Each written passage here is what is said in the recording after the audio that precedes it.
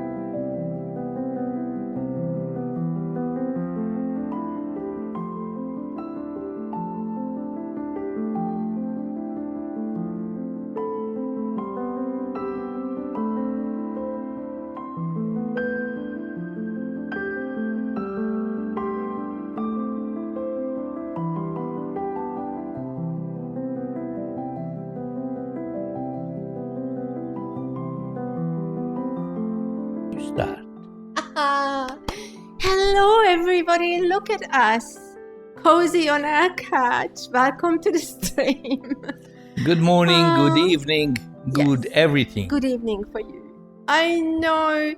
But this was the set for the podcast for that dear Hungarian friend who we had a chat with. So we decided while the couch is here, We repeat it. we come back to you too, based on Retzel's request to hear our story. So here we are, and hopefully you can hear our story. You can hear our story in English as well. Yeah. And apparently I am the host, and I'm going to ask questions. Oh, okay. All right. So I've got a host vibe. Actually, you fire away and ask questions. Retzel, what is it? Oh, here he is. Hello. This is an emergency couch situation. Where are the crumpets and tea? Oh gosh, silicone art, crumpets and tea. Jump. Where is the butler cat? Jasper. Ding dong. Bring the cookies. I love Yes, it. in a hurry. I love it. All we have is boring water. Yeah. And I have the keyboard on my lap. So don't let me type because it's very difficult. Oh, guys, that is so sweet. So, Retzel, you mentioned that you would have loved to hear what we were sharing in Hungarian, and hope that you could translate the whole session. But I think it's a bit difficult. So we decided, you know what? Here we are. We're going to share as much as we can. Yes, just about. Or not even with my fingers because I miss and I don't know how to manipulate. See, the trouble is, I know it's a keyboard. Oh, we're excited to share too. Oh, silicone art. No, he started again. He starts again. Going back to the keyboard, I don't use PCs usually. This is the only PC I kind of have access to because I have a Mac inside, so everything is slightly different. So I get always nervous Me too. with this thing. But anyway, here we are, and we are doing our best.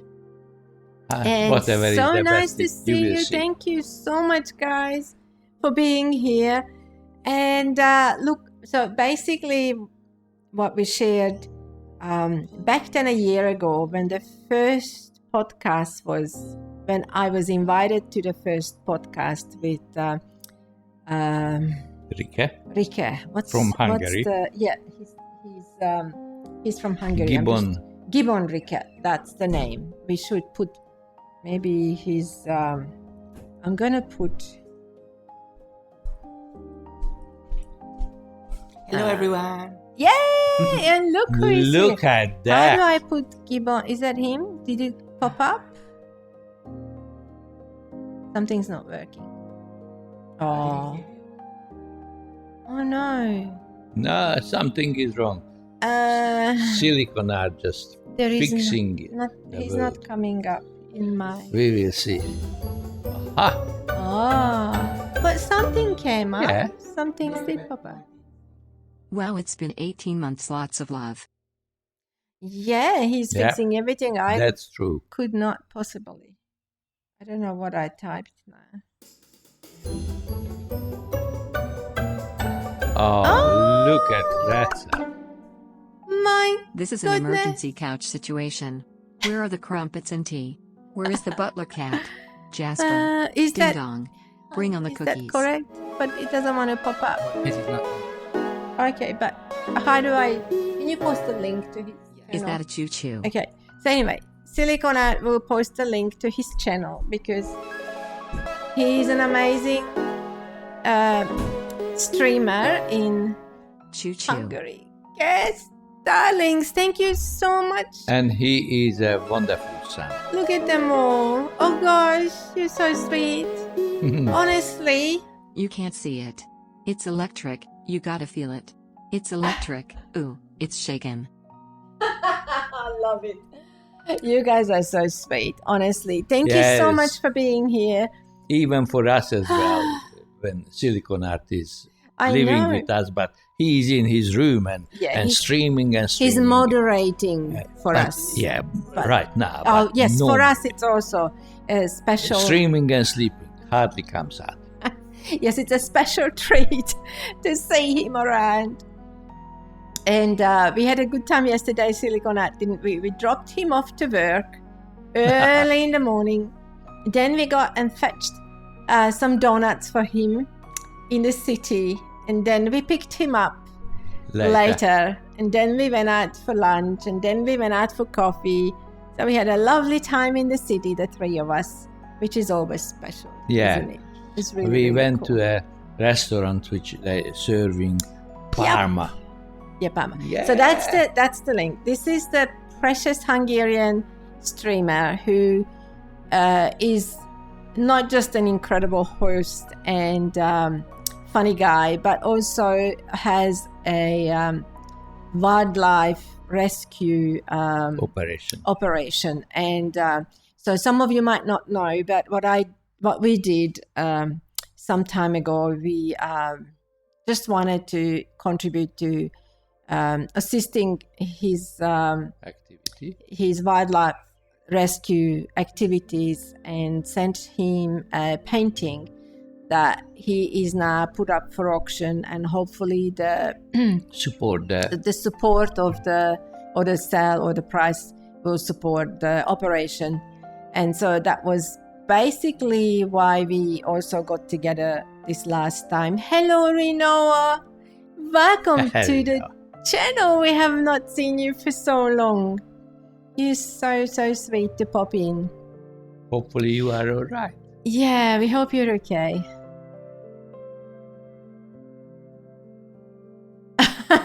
Fair enough. Hopefully this time is not so late for you guys. So we try to adjust the time slot suitable for more for you than last time. Sorry, I just noticed. Yeah. Anyways, watch a good number of her screen instead of turning on her mine. screen. Oh, okay, sure. Fair enough. So, afternoon naps. Good on you. Friday night, so this timing is perfect. Yay! I try to bring it on. But you see in a that good here time on for you. Saturday. Yeah, well, they know that because I posted Because it. it's just Friday night. It's Saturday midday, so for us it is perfect too right now. Beautiful sunny outside. Yep. Anyway, going back to Gibbon Rike, we learned during the podcast that what they're trying to do, which absolutely touched me and brought me to tears, is that they actually raising funds for at the moment to be able to also purchase a vehicle so that they can drive across the border to Ukraine and rescue injured animals, lost, left behind animals, because there's plenty of them there. So it truly touched my heart that they would prepare to do something like that. So we're hoping that the auction, I think it's on eBay, but I don't have a link to it. I don't know how.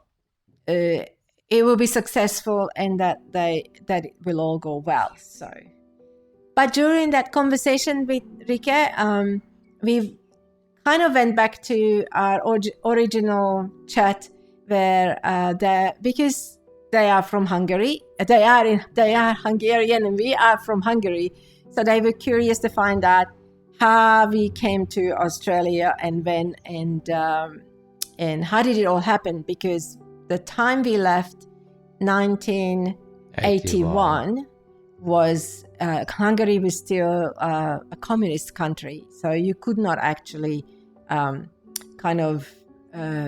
move over to another country of your choice at all. It had to be done either totally illegally. We tried to do it halfway. We left the country with a passport. We traveled to Vienna for 3 days, and we just simply didn't go back. But of course, to leave something and the whole life behind like this, had huge consequences in many ways. We couldn't talk to our family. They didn't know. We couldn't confirm with anybody that we're not coming back, because that would have put them in danger. So we had to pack our suitcase for 3 days, hop on the tour bus, and not just that, but at the end of the tour, which was Sunday evening, or actually it was morning, because that day was a free day for us as tourists. We had to confront or face the bus driver and the tour guide to let them know that we are not to wait for us on the bus, because we don't want to come back to Hungary. Yeah, just one thing I want to inject in just at the beginning of the tour. As we traveled on the bus and passed the border, Irene recognized it. The grass was greener. That natural, real. So that's Crazy fist. Hello. Ah. At a commercial. Okay. Okay, what do you mean? Anyway, so this is the story. Renan, it's easy to take freedom of movement for granted if you grew up with it. I think that's the term for that. Yeah, something like that. That's true. So back then, from Hungary, you couldn't just take off. I don't know much of the history. Why was it a situation to leave? Okay, so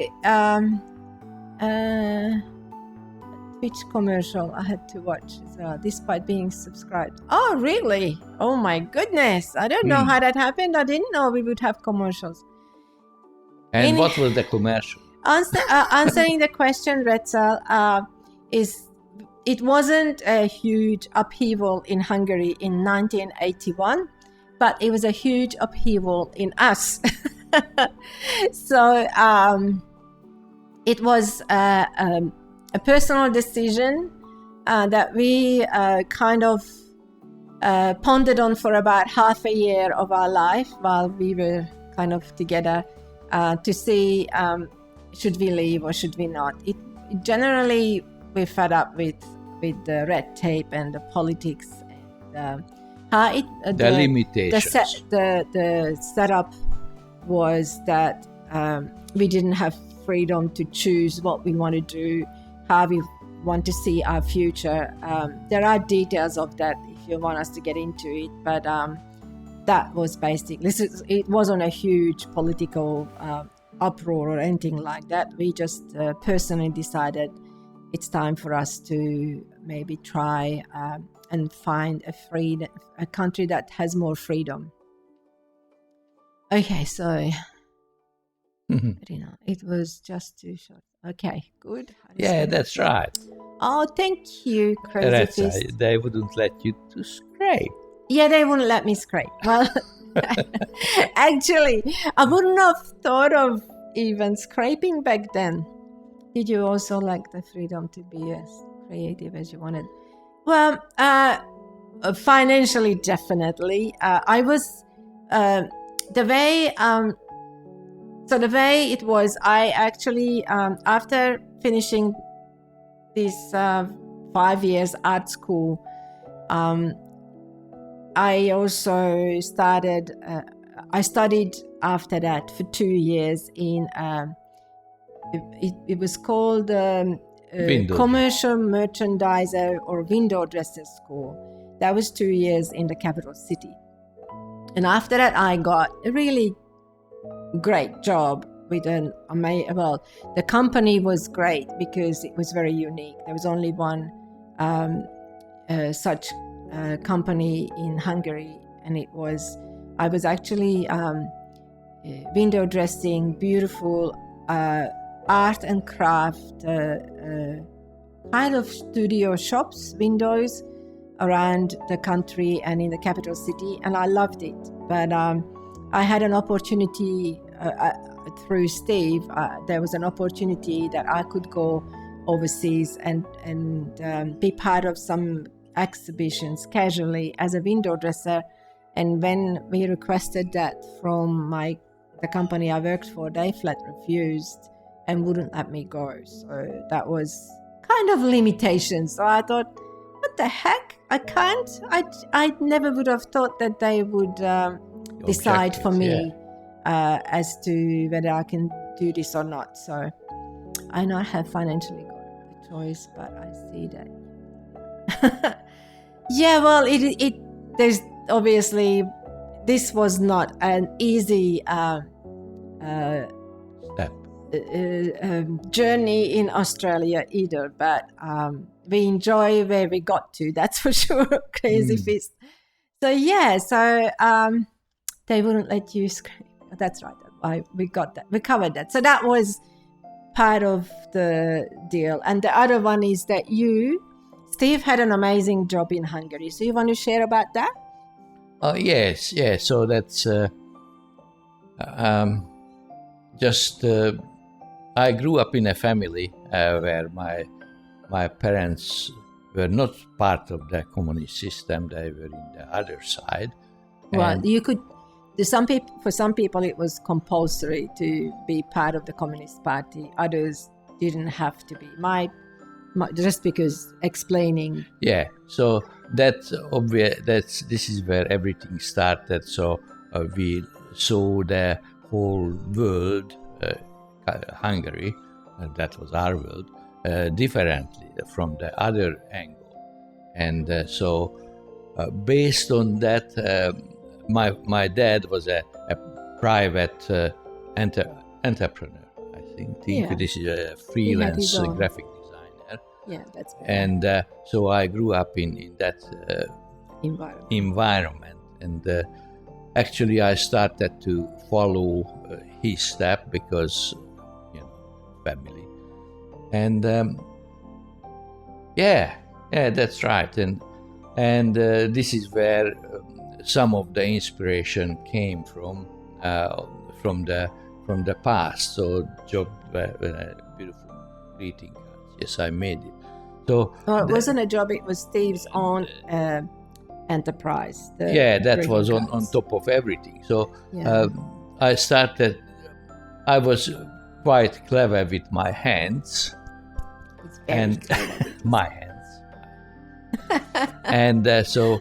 With tools and all these things, and I really enjoyed the creative part, not just in the graphic side, but obviously the making things. And I was creating and making scale models, little buildings and all these things. And so I somehow came across with the opportunity to make scale models of the exhibitions where the models of buildings such as that's right. Exactly. So made the scale models of the exhibition, what was designed by the interior designer or architects, and that has to be from the paper. The two-dimensional version had to make it three-dimensional, so can be seen and feel the space and all these wonderful things. So that was my job to do that. And with that, I had an opportunity. This company employed me to do this. And but for some reason, I don't know how, I had enough feel. I didn't submit myself to the local rules and regulations. When I would be employed, I have to make these scale models day and night forever. I just said, okay, all right, if you employ me, I will make maximum 15 scale models a year. So roughly one in each month. So that would give me enough freedom to do something else, because I was working from home. As not many people had the opportunity that you had to be employed and go in and out, and you know the rest. So true, Crazy Fist. Yeah. Yeah. Okay. Yeah, so that this is how it was, and because I did this scale model things, I let's say in a one weekend in a month, that was the job. The job was given out to me, say Friday afternoon at 5:00, and I had to complete the job and then bring it back to the head office on Monday morning, 8:00 for the presentation. So it was always last minute, and it was Always always the last urgent. minute and the first minute, that's as usual. So the rest of the month and weeks and days, they were free for me, and so I did all kinds of other So you stuff. forgot to mention that they didn't pay the wages. The As wages an employee wasn't very high, but compared to Irene's wages, which was the average wages, was I just throwing in numbers. So that was 2,000 Hungarian forint a month. Don't have to translate it to dollars. That was back in the 80s. So it was peanuts. Peanuts, really peanuts. Yeah, but that was the kind of average wages, and I got my wages was $2,000, 2,000 forints for the 3 days work. So that was just comparison. So that was just quite amazing. But on top of it, they knew the 2,000 forints is not enough to make a living out of it. So they offered a position to travel to the exhibition, where the overseas shows, where Hungary goes and takes. So I was in the international department. Yeah. And so with this opportunity, I had the chance to travel to places where I would not be able to go. My first, of course, you had to go to the communist countries a few times to prove yourself. But okay, I proved myself. That you don't escape. Yeah. Who wants to stay in another Who wants to stay there? But they had good beer. So after the work, we went to the pub and had a good time. And so true, crazy face. That's what, but yeah. And then the other jobs came up. That's I got a phone call, and this got a story as well. Cut it back. The bottom line is, is got the Western stories, the Western travel. Countries. So went to Brazil. From Hungary, just remember comparisons. 2,000 forint a monthly wages, and the airline ticket was 56,000 forints. That's just unbelievable numbers. But I didn't have to pay, obviously, the country paid for it. So went to Brazil and Spain and Algiers and okay, so bottom line is, with the travel, that's what we want to get to, because you're carrying on, my darling. Yeah. The storyteller kicked in big time. But I can tell a story. So based on his travels, he realized the difference between the countries, of course, but because when you're within a country, and communist country, you can't see out. You don't know what is true and what is not.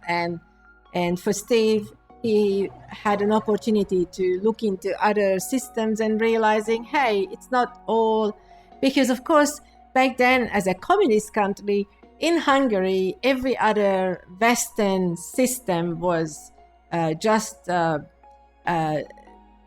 totally bad. It was like horrible. So we didn't know anything because there was no internet. You couldn't get newspapers from the West. You couldn't get broadcast.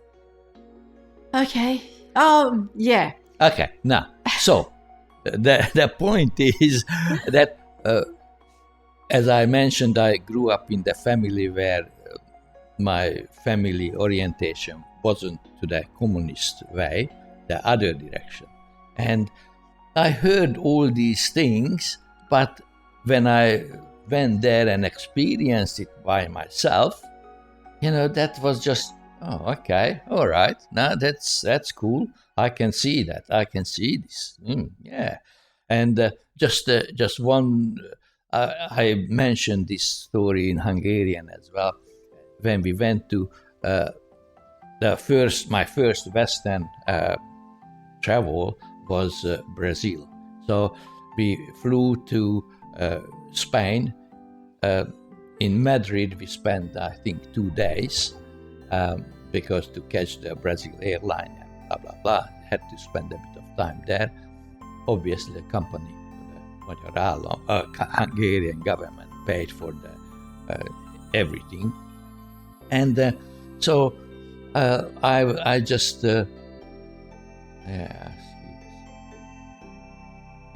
lots of countries. And so I just saw Madrid, just a beautiful city, and people were happy, clean, and just fantastic. And as we sitting down for dinner with the colleagues, and they were all older and part of the Communist Party, because this is how they got the traveling job, and I just told my feelings and what I saw. They said, or I said, I don't understand this. What I learned from Hungary, Spain is a fascist country, and they're just bad, and this bad and that bad. And how come I can see exactly the opposite? Everyone is happy, nice and clean, well-dressed people, laughing and all these things. And they just, the communist speech came in. Oh, you have to go to the re-education camps to hear what is really behind it. So I don't want to go anywhere. I see what I see. So question, what was your favorite country, and did you have any trouble communicating? Look. Yes, you did, because you didn't know English. I did a few words, the very, very, very basic thing. And seeing is believing. So no true. One can tell me the bullshit, remember, sorry to interrupt, that this was back in the 80s. 70s, basically, because we left in 81. So it was back in the 70s too. So middle of 70s. And also that Steve traveled not as a tourist, but so they mostly were committed to the job that they had to do. So they didn't have a chance to kind of blend into the culture and the environment freely. They just maybe had a little bit of free time every now and again. Is that right? Yeah, so that's the other part, the Hungarian embassy in the local countries, they really looked after us, so we didn't have to worry about accommodation and this and that, traveling back and forth to the... Did you have a giant afro and large pants? Yeah. You did?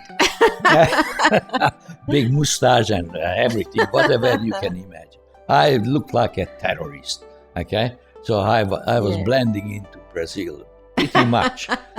Fit the culture perfect. That was my favorite country. I was a young guy, so who wouldn't like that? Good weather and all these things. So that's just, good, pleasant climate and more pleasant freedom. Climate, just enjoying the 2:30 every day. The monsoon, the rain came, and everyone was soaking wet, but by 3 o'clock the sun shining again and everyone is get dry. So it was a cool fun. Mustache. That's right. Maybe Irene can find one. Maybe I can find a photo. I can only find photos from the time I knew him. So, but let's just, because we don't have a lot of old things. But I have a photo of him when we met. So you can. I was very handsome. He was very handsome. This is actually, you might have seen this. That's that cool one. This is the time, maybe a couple of weeks before we left to Austria.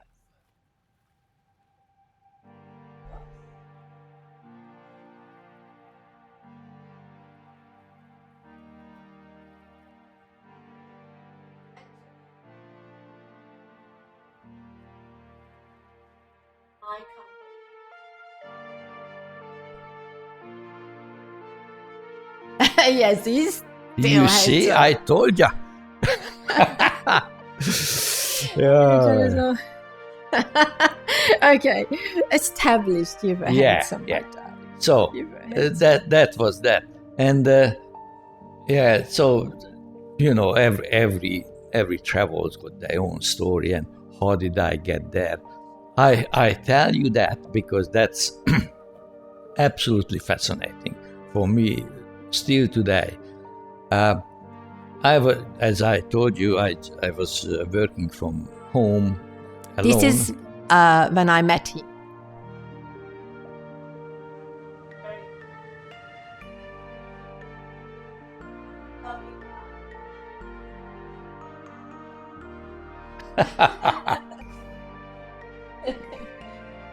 So now you What know. stuff coming through?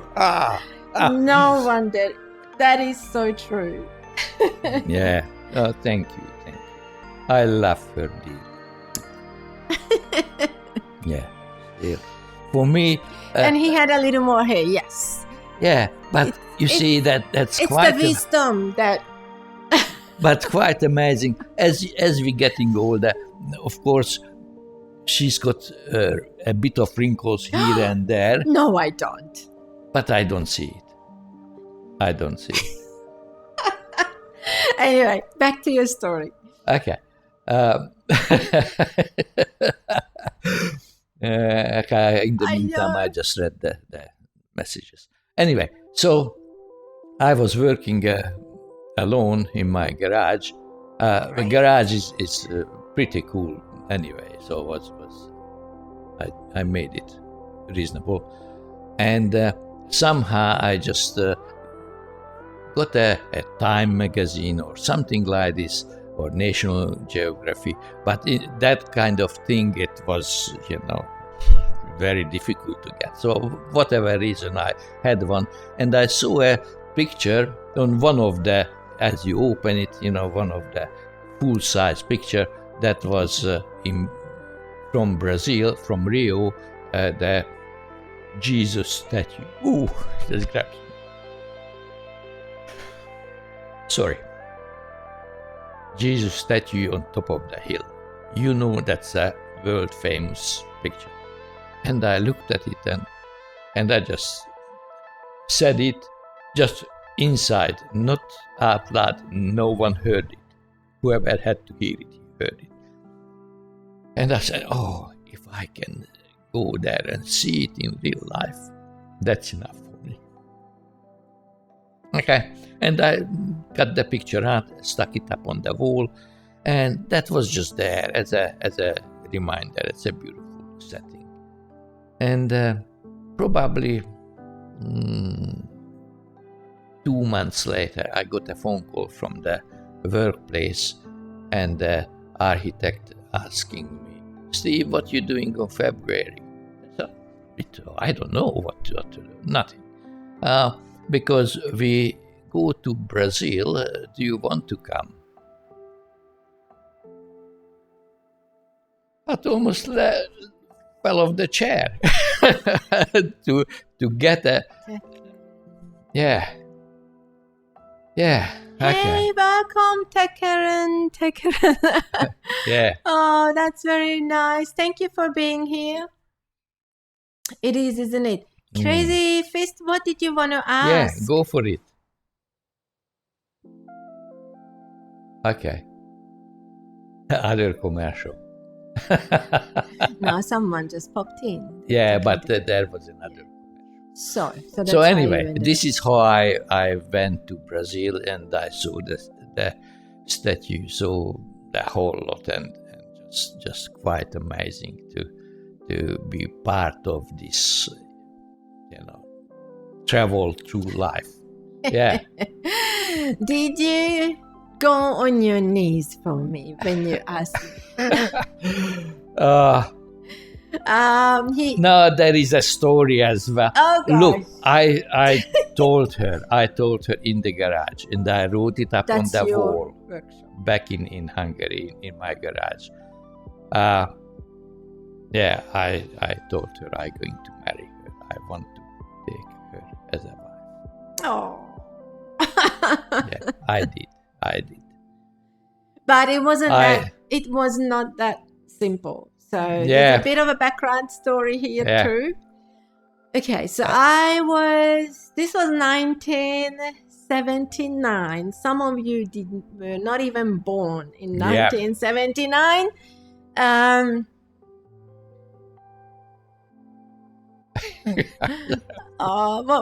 What love would be? Is that what you're trying to say? Anyway, 1979. So I was in this window dressing school. Long time. Yay! You see. 4 more years. Exactly. You see, we are golden oldies. Anyway, so this is Budapest. I am studying in this school. This is the 2nd year. Yes, you are. 9 more years for you. My goodness, guys. The youngsters. And so the way we've met was that my school assigned us for work experience at the beginning of the 2nd year as window dressers and creatives. And the place they assigned us to was a local exhibition, which was more of a commercial produced exhibition in the capital city. And Steve was, because he was part of this company, he was kind of in charge of a couple of these. Thank you. Oh, you're I would such love to have a love life that you have. Oh, beautiful. It is possible. It's not perfect. None of it is perfect. But hey, it's hard to give advice. All I know I can say it's perfect. Oh, yours is, yeah. In my side, that's perfect. Yes, well, we're not always in harmony. We're not always in harmony, but we work it out. We work it out. Exactly. So anyway, I was assigned to work with Steve and me and a couple of other girls, and that's how we've met. What are you doing? 3 girls. 3 girls. Anyway. Oh. Yeah, you see. And that is so true. You see, if he sees it that way, then it is perfect. That is it. Exactly. Anyway, so someone has to say the right thing. So that's how we've met. I was 19. And beautiful. But Steve had a bit of a rough time at that time. He was married and just going through divorce. So for him, it was a bit of a challenging time. But there was sounds like it's a fresh air. Just, my goodness, that kind of thing is existing. I didn't know that. Because I was a traditional. As I mean, what kind of thing? What did you mean? And you were a fresh air. Oh, I was a breath of fresh air. Yeah. Here you go.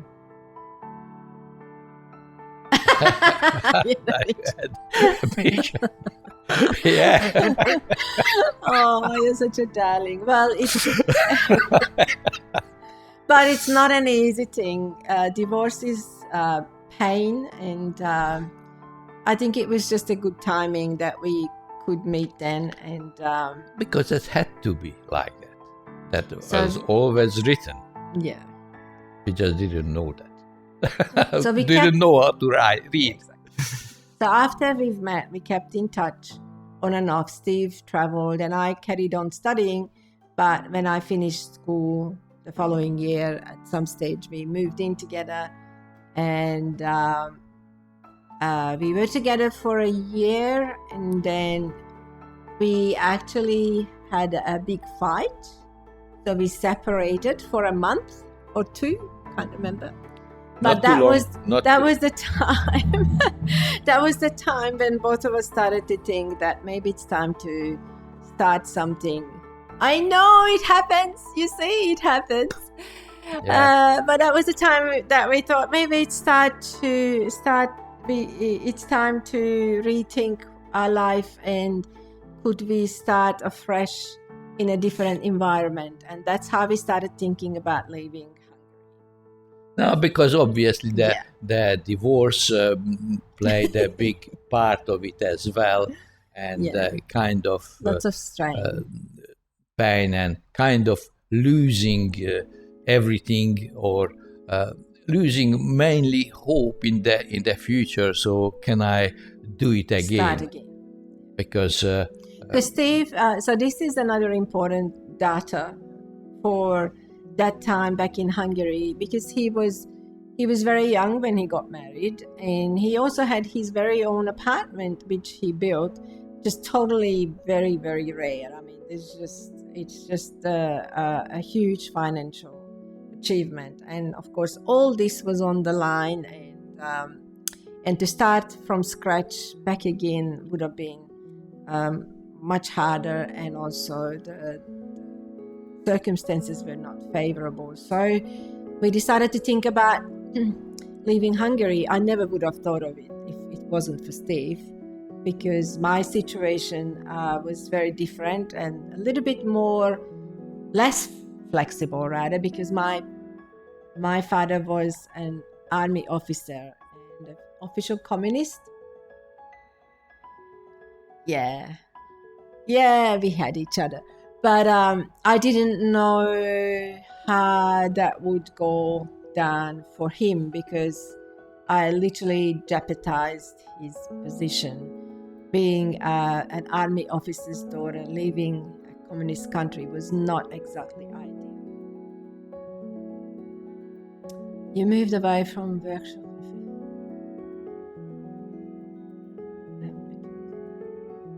Oh, you'll be fine, beautiful. That's okay. But you will do it. So that's the thing. It's hard, but there are so many for us, and this is how we can explain it. The unknown which faced us, because we never left Hungary. We didn't know how to leave, and one thing we did know, or Steve knew, I knew nothing. I was so naive, and there was no internet. Remember, guys, there was no information.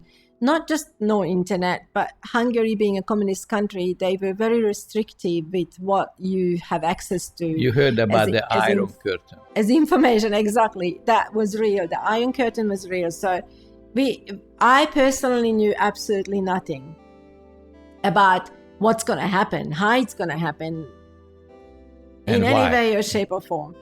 So I was 23 when we left. I left. I was not living with my parents.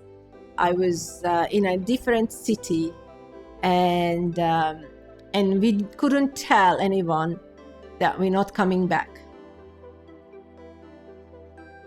Yeah. Exactly. That is so true. Doing it better the next time. We hope we don't have to do it again and again. Oh, there's one more little hurdle maybe we will have to overcome. Yes, so true. So anyway, exactly. Exactly. The war is it's heartbreaking. I don't even want to go there. So hard. That's right. Well, that's the thing. We had no choice. If it was my workplace that came up with this trip to Vienna for 3 days as tourists, a bus tour, and because it was for 3 days, Vienna was next door, the next country from us. The first free country. The first Western country that accepted refugees. So that was our trip. That was the choice of us leaving. So we had a passport. We left the country officially, but we couldn't pack our suitcase for more than 3 days, and we couldn't pack we didn't know if we could stay together during the trip, so we had to pack separately and hop on a bus and say goodbye to our life. And we did not know what is ahead of us. Are you going? Oh, sweetie, do not be depressed. Nami, don't. Oh no, not worth it. This is the end of the story, or the good news, what you see right now. But anyway, so we left, and we thought in our head that, okay, so we're just gonna, hop on a plane the next day in Austria, or a few days from there, and off we go to Australia. So that's the big picture, but details. So how do you leave the country? How do you leave everything behind? How do you prepare? What the heck are you gonna do? Can you talk to anyone? Can you share with anyone? We couldn't share with our parents. Nobody knew. Steve's mom knew in her heart that we're not going to come back, but I couldn't even tell my brother because he was also in the army. I couldn't tell anybody, so I couldn't tell. We were not living together at that time. I was renting a place with a colleague of mine and couldn't tell her. I left a whole lot of my stuff behind. And she just inherited it. She was happy. Packed my little suitcase and hopped on the bus. But Steve has a different story because he had financially a little bit more to bring across. But again, how do you bring financial possessions across? You can't travel with a big bunch of Hungarian forint because it's useless. You can't get just a printed paper, no value. You don't have access to foreign currency, and you can't bring foreign currency because on your way they can stop the bus and pull the travelers over and open the suitcases and search you, and if they find anything more than you need for 3 days, they can arrest you and not let you go through the border. So all these things had to be considered. So this is Steve's story, and we've got a lovely story. That's what the Hungarians loved so much, because it's a kind of a James Bond version of but just look down that much. So just imagine that I was traveling with this company back and forth to the Western world, and then when I got paid with the foreign currency, Swiss franc or US dollar, and I didn't spend all the money. I could bring some home back in Hungary, and there was a bank, only one bank, where I could put the money in a Swiss franc. In my case, that was Swiss franc, and legally. And so when I go out again, I can take it with me. So I've got paper for it. I'm not in a black market. I just take it with me legally, and I can spend it out there, but not in Hungary, just out there. So I had this money there in the bank. What they did every week, they wrote me a letter, how much money I have and what they charge for that letter. To keep the money. And I just rang them, said, listen, I know exactly how much money I have. Don't send me the letter and don't charge me anything. But they didn't listen. They charged until nothing left. So, I just realized something. That's crazy. I can't do that. I want to be a good guy, but I can't be a good guy because the system is set up for that. They needed the Swiss franc more than I needed. Well, no, they robbed you. They like robbing. Anyway, so that was the how strict was the whole thing.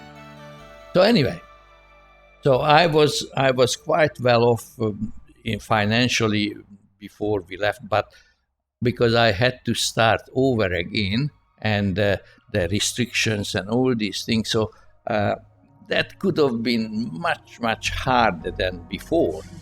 And so would have been difficult. And so I had to sell everything, the apartment and my equipment and whatever I could to put it in. But in a very short period of time, because the transaction had to be done, because the bus is leaving in this day, and the money has to come in, but I still have to leave somewhere. So that was a kind of short window, and then I ended up with a big bunch of money, but I knew that there is no value for it over the border, only just in Hungary. So what to do with it? So I had to get something what got a international value, like a good stamp or a stamp collection or a diamond or something like this. So I ended up with, I didn't understand anything about the stamps. Plus, it's a little bit more difficult to take a stamp collection with me. That's if the border patrol will see it, they will say, we don't let this one to go out. Okay, so the option left as a piece of diamond. I thought that's tiny little thing. I can hide it somewhere. It's reasonably, hold of value. And so I had this bag of money. I mean, really, really good size of money. And not just for roughly 100 times more than Irene's monthly wages. Okay, you don't have to worry Yeah, about but that. just the size, so to have some feeling. And then I asked I looked around, I went to the jewelry shop. Not many jewelry shop was around, and not many was selling diamonds. So I picked up, here, this. And I asked my friend to come with me, and I didn't want to buy it by myself. Maybe the secret police is already watching me, because for the traveling and all these things. And asked my friend to go in and buy that diamond, the second from the left on that cabinet. Display. And so I gave him the bag. And I go there, the bag buy of money. Bag of money, yeah. The bag. It was full with money. And then, and after that we just go down to the cafe and, exchange it, and we will be all right. And so he did that. We met at the cafe, and he just told me, okay, look, here is the leftover money, and here is the diamond. Here, look at it. And I just looked at it. And what? And he said, look, if it's a piece of glass, don't blame me. I don't understand anything about diamond. I don't know it. I said, I don't know it either. But look, if it's glass, that's not diamond, not just a piece of glass. Okay, this is how it is. We're going to sell it as a piece of diamond. And so that was the end of that. And I thought, okay, all right, I've got the diamond. I didn't have too much time to figure out where to hide it, how we're going to take it out. Better if I don't tell to Irene where I'm going to hide it, because if something goes wrong, she doesn't know, she can't get into trouble. I have to, look after this. Come out of this somehow. Yeah, that sounds like a spy movie. Yeah. And so in that time, so we packing, the two separate suitcases for the trip, and silly me, I forgot my camera. We were in such a hurry, I had a reasonable good camera. And anyway, you forgot to pack it. Yeah, I forgot to pack it. Camera was on the shelf and left it there. Too nervous about getting everything right. Go to the tourist trip, no camera. Anyway, but maybe it's going to rain there. So we got Irene's umbrella, a collapsible umbrella. Okay. We take this. This is the actual umbrella, by the way. That's it. That's the umbrella. That umbrella is 41 years old. Okay. Yes. Yeah, that's right. Yeah. Frame it. I know. And then, by trade, I'm a tool maker. I've got documents, paper for it. Yeah, so that's important. I'm telling the truth. And then I looked at it's important now. You pay attention. And then yeah. And I looked at this piece of item, and I looked at the handle. So now he's trying to figure out. Here is what you have. Two parts. I thought that cannot be one piece, or they attach it. Okay. That's okay, carefully come back and, because they can't hear you. Oh, okay. So that's two pieces. And so I just, all right, so I'm going to and twist, and then, of course, that part is twisting off. Okay, so that will be the part or the hiding place. Rinoa. Knew it. Wonderful place to hide something. Yeah. Okay, so I took it off, put the diamond in a piece of cotton wool, a bit of alu foil around it. So if they somehow they would X-ray it, they wouldn't come through. And and put some super glue there, twist it on, and that's it. Never came apart. That's always one piece. Yeah, that's it. There's nothing in this. No one knows. Only me. So I didn't tell to Irene. Darling, look. Oh, God. Oh, look at that, guys. You wouldn't believe what's happening. Spoiling us. Just in the right James time, Bond because story. I was. With martini. Thank you. Oh, darling. my God. The James Bond martini. That's stirred. Not shaken. Not shaken. Oh, the Gibson martini. Oh, I think. Have a look at up close. With, what are they? Pickled onions.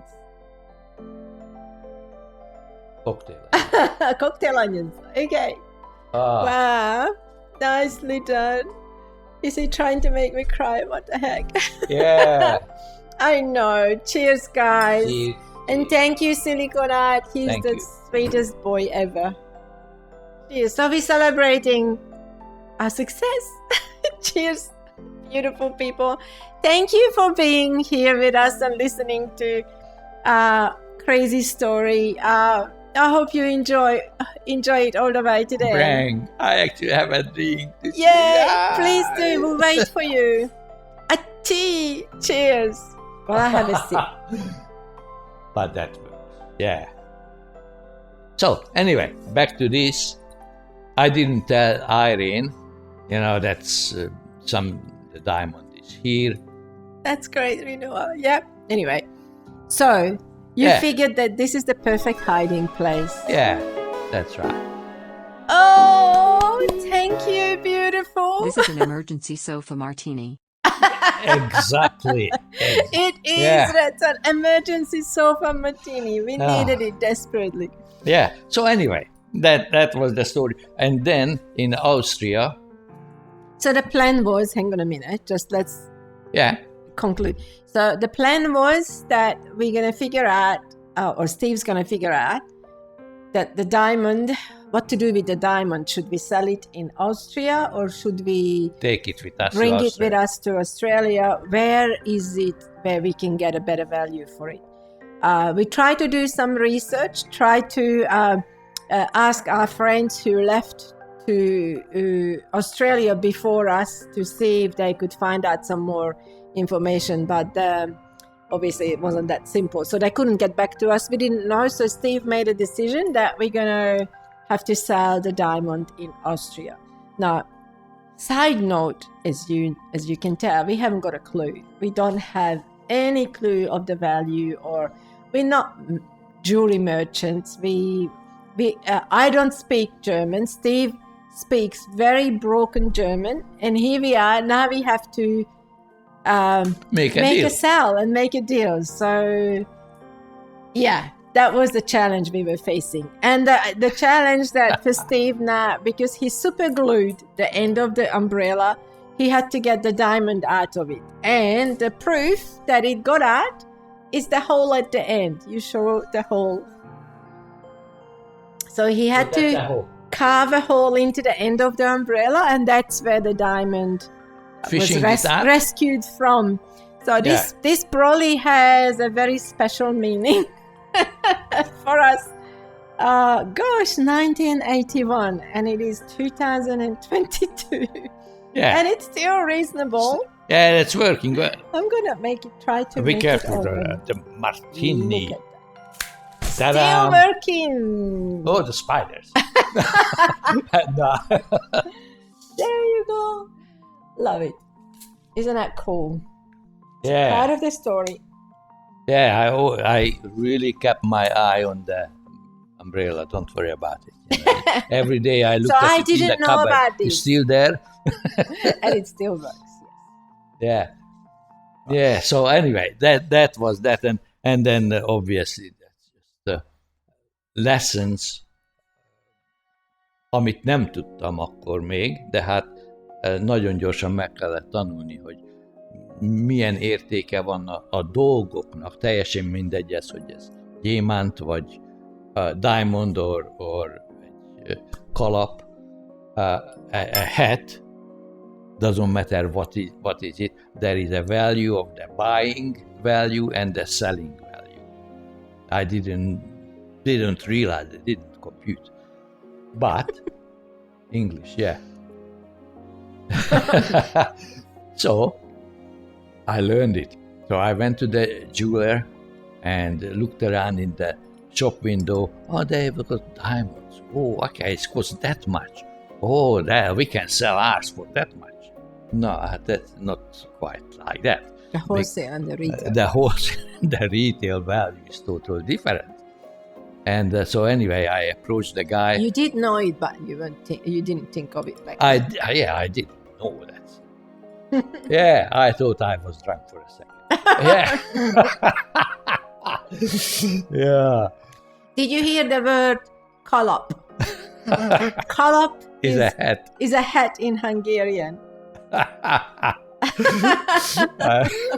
What? I think Steve got hit by the martini straight away. Yeah, just immediately. Start speaking dual language. Yeah. So now you know. What was it? Yeah, kalap. Kalap is hat. Anyway, so lucky one. Ah, hello. Hello, beautiful lucky one. Lucky one. Listen, you left. You missed that. Missed that. Look at that.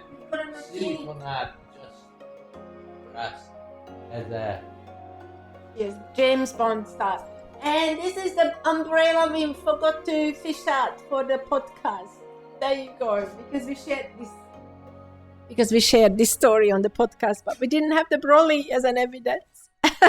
So, I love you, beautiful. Speaking English, kind of speaking 12 languages anyway, since it has words from every language. It is so true. Oh, yes. How come you don't know? Yeah. Oh, you saw it. Good on you. So anyway, just for a sec, finish the story. Was a kind of negotiation between the jeweler and me, and he organized a couple who was interested to buy some good deal, And so told me, I'll come back on Tuesday night. So I came back, and a couple was there, and there was a kind of back and forth negotiation. They knew I have to sell because of our circumstances, we going and da-da-da. And so they had a card for that to push the price down. So, but you know how it is. I want to have I need the money. I drop the price. I've got my money, and that's it. That was that. So we had a bunch of money anyway. So that was the I heard Steve talked a bit in Hungarian. Yeah. You did. Oh, you precious darlings. Just watch out. Maybe after finishing the martini, there will be a few hundred. We're going to talk all over the place. There. Your second drink. Oh, precious darling. So the other part of the story that we shared with our beautiful Hungarian friends was that it wasn't that straightforward as we hoped with the more martini yet. When we arrived in Austria, we didn't know. We imagined that we're going to just, a couple of days and we're going to hop on a plane and fly to Australia, because we thought this sale of the diamond will take care of the tickets. We had no idea how it's going to be done.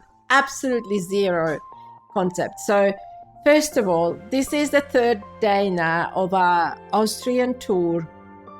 The bus is going back at night, and we don't want a whole bus full of people wait for us because we're not going to be back on the bus. So Steve arranged this wonderful thing. This is another James Bond story, kind of. It is. This Sunday is the last day of the tour, and so the program is basically free. You're a tourist, you go and have fun, and we meet at the bus at 5:00 at night. Everybody needs to be there. Just stick it in. Irene did not speak a word German. No, okay? I didn't speak anything. So just keep it Good in night, mind. lucky one. Beautiful. Love you. See you soon. So, breakfast time. Lots of love to you too. So here we go, breakfast time and Steve says after breakfast, he tells me after breakfast, we're going to call a taxi and I'm going to put you in the taxi, and we ask the taxi driver to wait 5 minutes while I'll go and talk to the tour guide and the bus driver to let them know not to wait for us because we're not coming back. Now, of course, this is a group of tourists, but at any time there could be some sort of what do you call those things? The people who are politically placed in the group to watch over tour marshal or whatever, to watch spy. over the whole group to see if anybody has suspicious tendencies or wants to stay behind. So we didn't know. Espionage. Yeah, we didn't know if there was such a person placed in the whole group. So Steve said, I want you to go and sit in the taxi and wait 5 minutes. If I don't come out in 5 minutes, I want you to go somewhere, anywhere, just not away to be from there. here with the taxi. And here am I thinking, well, okay, I don't speak German. I haven't got a clue of what's going to happen to Steve. Where to go, go. If he's not coming out of the restaurant or the hotel, what am I going to do? I haven't got any money. All I have is my suitcase full of clothes for 3 days. So anyway, I'm sitting in the taxi and waiting for Steve, watching the clock.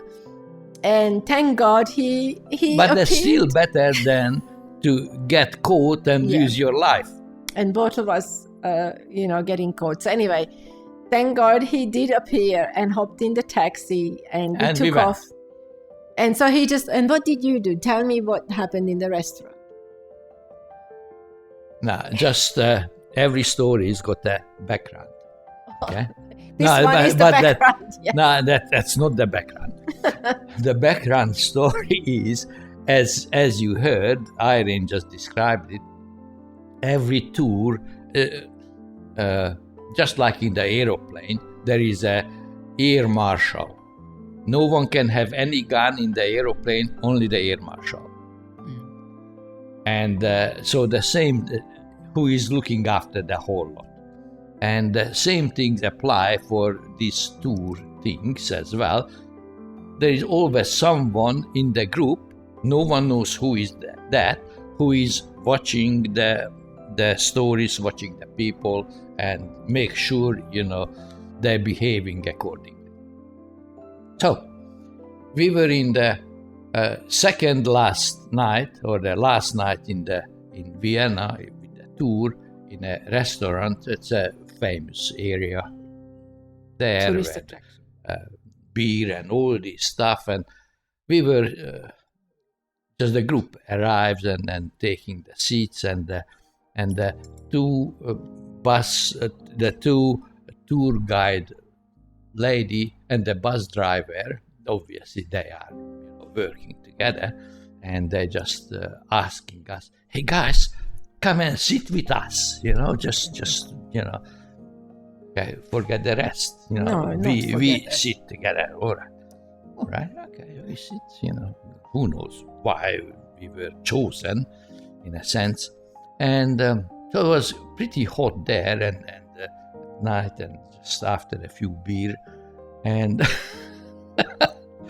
after we had it's beer. a restaurant. Yes, we were drinking beer in Austria, and famous beer country. I had a jacket on and hot, and I said, "Oh, it's very hot here." And they're saying, these girls saying, "Take the jacket off." I said, "It won't be that hot. I want to look after." And I said, "No, I can't. I can't take it off." He's joking. But that was serious face, But with a serious face. Serious face. I'm telling the stupidity, the absolute stupidity. I didn't think on that. I didn't premeditate anything. That was just came out. I can't take it off because, the guy. But that, all the smile was wiped off. Everybody's face. Everybody. Oh. And he was only joking. And I said, "No, I didn't have gun. I don't know how it looked like." Yeah. So anyway, I took it off and just no gun here. I was just joking. But they couldn't believe it anymore. I was the marshal in their mind. And then the next morning, I'm telling, I'm not coming back. Bit of a contrast. A little bit of a contrast. So how did that go? Can you tell? Yeah, so I just went back to them, and they were sitting having their breakfast, whatever they had. And I said, "Guys, I'm just here to tell you, I know at 4 o'clock we're supposed to be at the bus, and don't wait for us. We're not coming back. This is what we came for. We're not coming back. Don't wait for us." And they asked, "Are you sure?" I said, "Yep." They wished the best, and that was it. So that was nice, but yeah, maybe they were like, "Well, he's the marshal. He can do what he wants." Just kidding. Yeah, that's a good one. We never know. We're never gonna find that time, but that's a good one. Yeah. Anyway. Yeah. So anyway, so that was that part, and I really enjoyed that. Of course, I couldn't come up with this. The gun is at the back pocket. I couldn't come up with that if I wouldn't hear that years and years before. And that was he watched too many movies. Yes. No, that wasn't my. That was my friend. Oh, your friend. Okay. Yeah. Anyway. Anyway, so the next is we are sitting in the taxi, and it's like the mid-morning in Austria, in Vienna. And we have only one thing in our mind. We want to go to Australia. And the reason we had Australia in mind, because Steve's father had a work colleague who kept telling Steve, who actually had a daughter who came here as a married couple, and they're the only people Steve knew. And also somewhere deep down, he always wanted to come to Australia for whatever reason. We don't know. I had no clue. Built in. I don't know why. I had no clue. Without Steve, it never would have crossed my mind to leave the country. I was a chicken, and I just followed him. And still a darling chicken. And I'm still a darling chicken, yes. And I bought her to the West. Grilled chicken. Anyway, so here we are sitting in a taxi. What do we do next? What do you do next when you're trying to ditch your country? Looking at the watch, 5 minutes after. You left the group that you traveled with, and you just want to progress towards leaving, getting to Australia. So Steve had this brilliant idea. How about we hop out of the taxi in the middle of the city of Vienna, look for a public phone. How about that? Totally intelligent, absolutely planned. Let's find a public phone and look in the phone book to see and call up the Australian embassy and tell them in broken German, because we don't speak English, that we want to come to Australia. What do we have to do next? Yeah. Oh gosh, can you imagine? And then imagine that I understood what they said. Hang on. Would you have done the same thing? What would you have done? It's a very bold plan. Yeah, I know. Planned for the details according to the book. Yeah. So we get out, we hop into a public phone booth. Steve looks up the phone address. book, calls the Australian embassy, and in broken German tells them that, hey, we are, I don't know what you said exactly. What did you say? Who knows? Yeah, we want to go to Australia. We want to come to Australia. Australia. What do we do? Exactly. And guess what they told us to do? Yeah, you know, that's exactly that. But, you see, that's beautiful. Yeah, it is beautiful. That was the plan. But exactly, I know. But the answer absolutely terrified me. I don't know how you felt, but I never thought. I honestly said they would tell us, "Oh, go to the airport and we guide you through the steps." Yeah, no, of course. that wasn't the next advice. The advice from them was, well, you need to go to the police and report to them as refugees. And I was like, what? The police? In a foreign country, you have to go to the police? You know, just, what are they going to do? The IDs, what we had or we didn't have. It's an authority we didn't count on. Authority? How come? There is no authority. So I had these horrible pictures of, oh gosh, we're going to be arrested. We're going to have to spend time in jail or locked up, or who knows. We don't know the Austrian police. We don't speak the language. But you see, that's the stupid things. So, we are injected with fear about the authorities. Yeah, anyway, so that's all we knew. So what did we do? Was it the same day? It's blurry now. I think maybe the next day, because where did we sleep? At the friend's place. Steve knew some friends in Vienna. Yeah, my next door neighbor, when, I had this apartment and 4 apartments in one building, one house. Have to have a drink. Back in Hungary. And that was a big deal. Yeah, anyway. Exactly that. And the same level, the other side of the building, we built it together. That girl got married to an Austrian guy, and then we knew her, and she helped us to stay there for overnight. Look, guys, look at we are spoiled. Unbelievable. Siliconare That's is worth it to come to Austria. Loa and Australia. Australia. Sorry, choking on the onion. These are the donuts we hunted for yesterday for Siliconare. They're very special. They're not donuts. They like special donuts. I don't know. I can't explain. Special donut. Cut it in three. Because they're 3 different flavors. Yeah. Isn't he beautiful? Our son, we love him so much. He's just an amazing person, to be honest. Really. You want special donuts too? You know the profiteroles? It's the same sort of dough, and it's deep fried, and it's iced with different flavors, and we're gonna have some. Cheers, No, guys. Irene eating it, I'm telling the story. Yeah, you tell the story. So, shut up.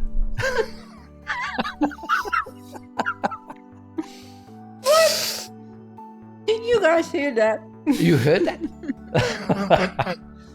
So, anyway, this is how she can stay quiet. What? Why I'm telling the story. By you telling me to shut up? No, I'm just joking. Well, To eat. No, that's not what you meant. Enjoying it. Now, so, where were we? Austria. Yeah, so we were there for a few days.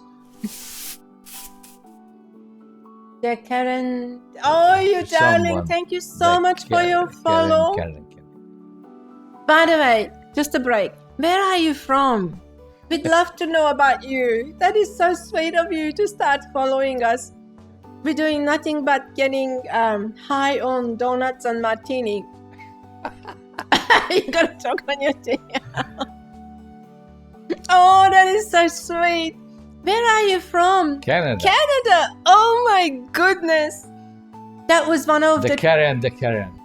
That was one of the opportunities. We actually had a choice to pick countries, and it was Australia, Canada, or Australia. Or Australia. I'm drunk. Australia, Canada, and the US. So you would have been the second choice, your country, but Australia won. Again, the reason being... Cheers, guys. No, I just... Okay. Absolutely. Yeah. Oh, my goodness. Ukraine. Your parents are from the Ukraine. You see? Extra special love. Yeah, that's We right. send to you. Oh, and all God, our heart just- goes out to your parents, their home country. We think it's atrocious what's going on there. And we love you all dearly. It's very special. Yeah. Very special place in our heart for you and your family. Yeah, oh gosh. Thank you for being here. Thank you. You are a very important element of this conversation, especially now. Oh God. Oh, definitely. If there's any way, we just want to send you our deepest love. And really. for your parents and that country, because we cannot in our wildest to justify what's going on. Yeah, on this deep emotional thing, the donuts place comes in. Anyway, thank you for being here, and I'm so glad you can relate, and we certainly can relate. In fact, to be honest, our story is nothing like what those beautiful souls are going through as refugees. We cannot even imagine how they feel, because they didn't choose to come or leave their country. They had to. They were forced, and they were forced by forces that are. It boggles my mind that these days somebody can make a decision and say, I'm gonna just disregard humanity and get my way. Anything. It is not on. It is not on.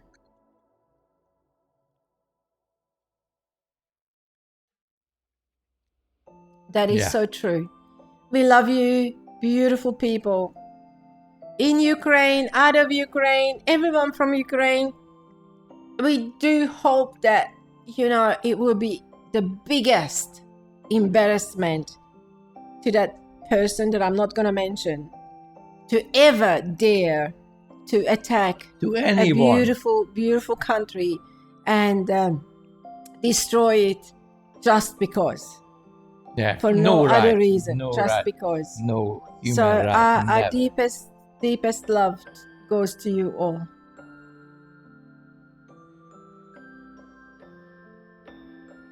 Exactly. And there is no one that has the right to determine who anybody or anything about anybody else's life. Somewhere this is why we left that country, Hungary, and just to know. Look at that. There is a better way.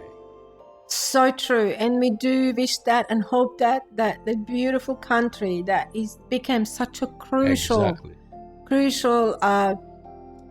stand up for democracy and liberty and freedom of choice, that they're going to be able to demonstrate that for the whole world, that you can't mess around with choices.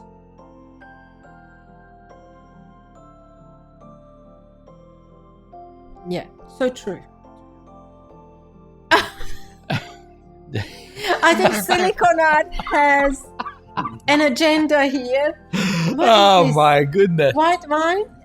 Guys, we're going to get so drunk by the end of this. So I'm sorry if we won't be able to talk continually.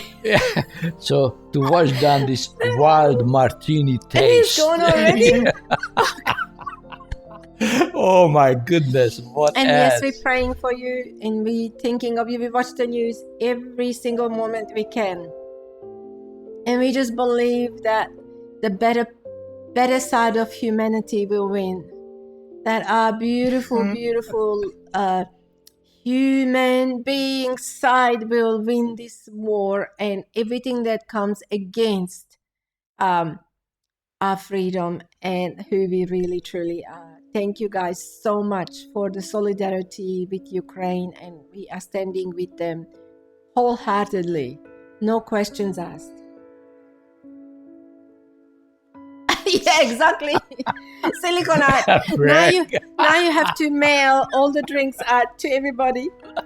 Yeah. No, you didn't. We get what you're saying.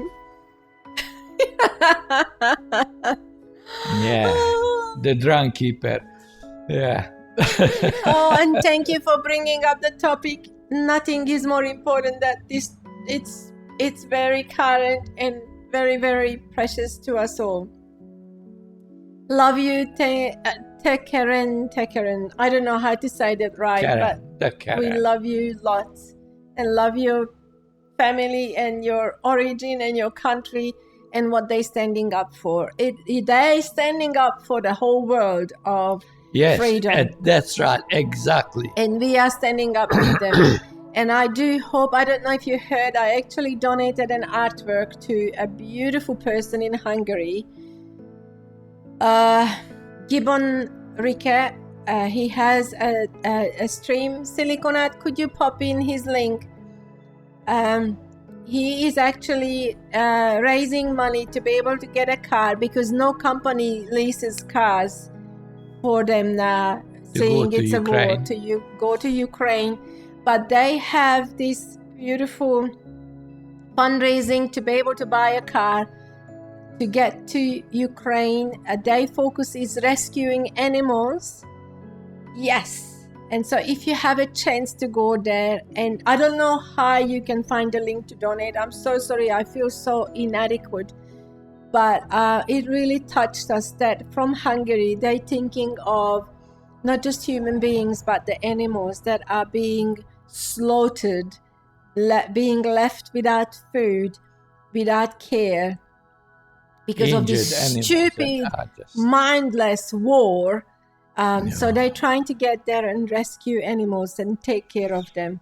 So if you have any way of shape or form, a chance to go there and donate or support, please do, because they're doing an amazing work. Because we watched a news clip yesterday of a beautiful lady with a German Shepherd, and she said they've been hiding underground in Kiev, but they don't have food for the animals. They don't have food for themselves.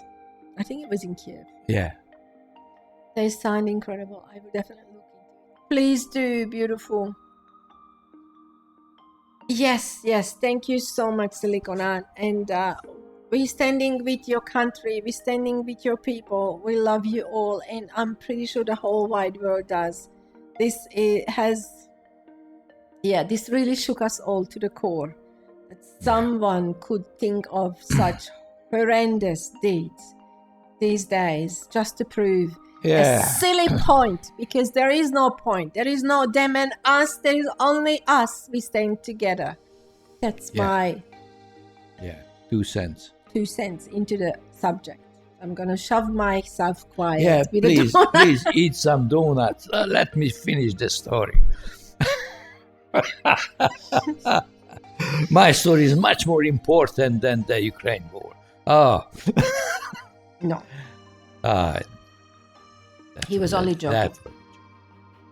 This is okay, all right. So, after one day thinking after the Australian embassy advice to go to the police, we went to the police. And it was a kind of surprise. It was. Just a sec in the meantime. How strong the Ukrainians have been. So true. When I first heard of the war, I thought, oh no, this is going to be sudden. But the Ukrainians proved themselves. Yeah. So true. And now it truly seems that this will be a part of history that isn't just terrible and cruel, but it will show that democracy and peace will stay. Hard to describe what I'm thinking. So true, Reno. Thank you so much for sharing this. That's exactly how we feel. You are such a brave human beings, Ukrainians. You are an amazing. You were created for this, I believe, to show the world. To prove the point that freedom is much more precious for everybody. Democracy and peace. And democracy and peace is so much more precious so it counts so much more than any sort of politics, religion, stupid thing that divides. We are for unison, being united as the whole wide world rather than divided by any sort of stupid idea. Thank you, Reno, for sharing that. Really appreciate it. Thank you. Back to the story. Okay. Switch the picture. And so it was quite shocking for me because, in Austria, they go back to the history. Hungary and Austria, that was kind of one. At some stage. In one stage. So all the Austrian spoke Hungarian and not vice all versa. All the generation, some of them. And then go to the police station and we're telling the story and, fingerprints and this and that and that. And the guy who is doing it. Yeah. And he said... Hang on. When we went to you left a crucial moment there. Okay. Which one? I was freaking out about the police. But when we turned up, to our biggest surprise, it wasn't just us, but there was a huge crowd. No, that was in front of the embassy. No, it was at the police station. A huge crowd waiting to be processed And not just us, but there was one more person from the bus in the queue. And so the process was that we had to report at the police, and then they would take us. I know, isn't it amazing? And the huge crowd at that time was the result of Poland. Of the need for Poland. There was some sort of uprising, some sort of a revolution, instability in Poland, and a lot of Polish people left the country. So it was like a long queue, and most of them were Polish, and some of them were us Hungarians, and who knows what other countries were there represented. But so at the police station, we were informed that they're going to take our details. But the interesting part, they said, okay, stand on the end of the queue. And I looked at it, there's someone else there already. So where do we stand? Anyway. So they took us from the police station to another place. No, but before, I just wanted to say because this. It was in another place. It's a place. Personal feel. You go. Yeah, I had to slide you this eat the donut. I shut up and ate my donut.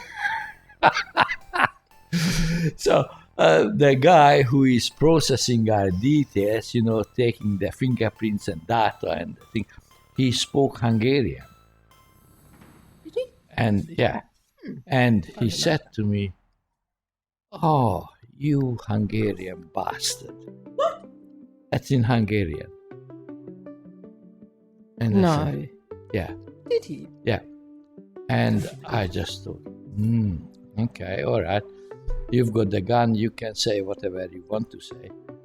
But in 2 days before, or a week ago, I was Mr. Matejka. And now I'm the Hungarian Why bastard. would he say that? I can't remember that. Because he could. Anyway, so that was quite a change. I was the nobody. Previously, I was the mister. I had money. Okay? I was the mister. Well, that's a surprise. I can't remember that. Anyway, I just, okay. All right, doesn't matter. Don't worry about it too much. No, so you tell the story from there. Oh, well. So we went somehow. So from the police, they put us into buses and took us to another post. Yeah, it's a harsh difference. I can't remember that. I can't remember that. Because they told me. Oh, I wasn't a bus.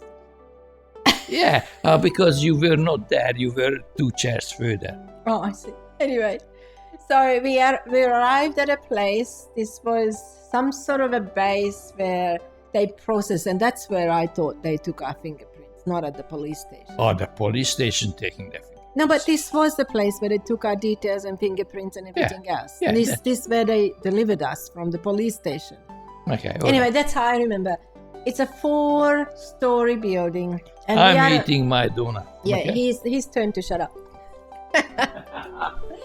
So they, I can't remember what building was this. Yay!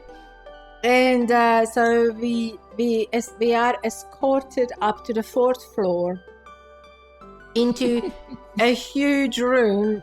All the refugees are in the same room, and this is where we're staying. And they processing our details, so they calling us out one by one. That was a military base from the 1800s. 1800s. Mm-hmm. Okay, well, that's where we were. Yeah, please go and get your pretzel. I love pretzel. So they're taking our details, and then we escorted back into this big room with, I think there were even bunk beds. I can't remember, but there's a lot of beds and all sorts of nationalities and families and singles all in the same room, and we have to sleep here. I put a knife under my Hang on, knife. can I? It's my turn to talk. Oh, sorry. So, this was probably for me, and it sounds so redundant compared to what we see. Fix your couch. Yeah, your couch behind you. The cushion is all the way up. The couch is fixed. Much better. So, where was I? Oh, yes, because really our story is very mild compared to what the refugees have to go through these days. It was a drunk couch, yes. So we have to sleep here, and there is no way to get changed into your PJs. So we climb into this wardrobe and get changed and go to sleep. But we don't know anybody. We don't know the other people. We are all locked in this room, and this was really locked. We couldn't leave the room because they were 40 of us. About 40 people. That's right, in the same room, because this was the processing camp, I guess, where they had to make sure that none of us are dangerous for the country to keep while they're going through the refugee processing. So that's where we spent the night, and the next day, everyone was called out of the room one by one, families or individuals, and they keep calling people, and they're not calling us. I mean, there's literally everybody was called out, and we are the last ones. And we started to really worry because, is there a reason we are the last ones? Out of 40 people, why don't they call us? It was nerve-wracking. It was really like, what the heck is going on? And sorry, in my logical mind, I didn't know somebody has to be the last one. I didn't know that, but that's the truth. But in the my crowd, turn. Yeah, sorry. No, it's okay. It's all right. So finally, they're calling us, and they escorted us down to the inner court of the building, and we're standing there with the police. I guess it was a police. No, we're not looking down. We are already in the court, downstairs, in the open air. Oh, yeah, sorry. I don't think you should drink more. I need more to remember more. Have some water. Anyway, this is really terrible, guys. Washing feet. So we're standing there, and I see some vehicles in the distance. There is a little bus and a Mercedes, and I. That Mercedes. Can I? No. That Mercedes, the type of Merc, was the type what the Hungarian Prime Minister was traveling in. So okay. That's all right. Top class. All right. Doesn't matter. It didn't matter. Yeah, exactly, Retzel. Yeah, because we have to be white wine. Oh, guys, come on, stop it. Anyway, so I nudged Steve just quietly. I said, if we go anywhere, I want to go in that Merc.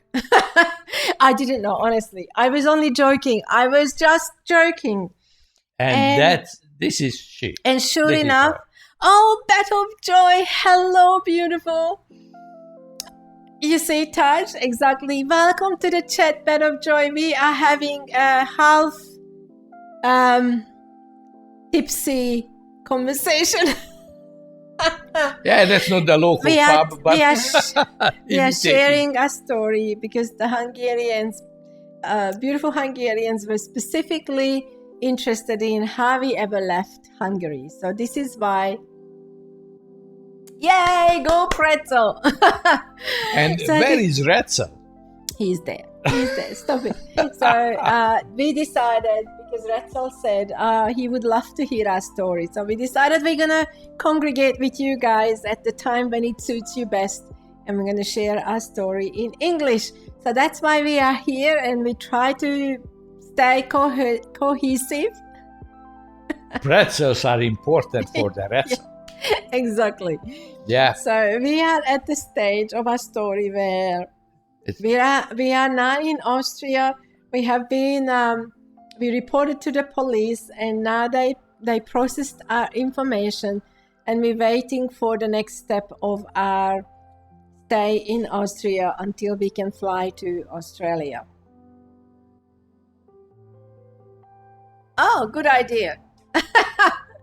Good idea, Silicon Art. But I only know of one who. One pretzel isn't important as well. That's right. Pretzel is so unique. Pretzels covered in chocolate. I actually prefer savory pretzels. But Pretzel is one and only. And we love him dearly. He's just such a crucial part of this community. We're sending our love to you, Pretzel. So, after mentioning the Merc and nudging Steve that I would love to travel in that car. I want to travel with that. Wherever they're taking us, I don't care, but it would be nice to have a trip in that Merc. It turned out to be the car that they shoved us in. The bus was full. The bus was full. So the two of us ended up in the Merc with another Hungarian guy. With a couple of Hungarian guys who were already spending time in Austria. I know, imagine that. But from here, the story only gets better. Because honestly, we didn't know. We didn't know what the process was. So we find out that it's not that simple. We don't just hop on a plane when we wish to and as we wish to leave Austria to fly to Australia. There is a systematic process, of course, which makes sense that we have to go through. And this process could take months. It could take years. Who knows? We don't know. So while we have to wait for this process to take place, they place us into a refugee camp. But the refugee camps... Refugee, not refugee. Okay, refugee camps. I'm allowed to pronounce... You can drink that martini. I'm allowed to pronounce it. The process... the project...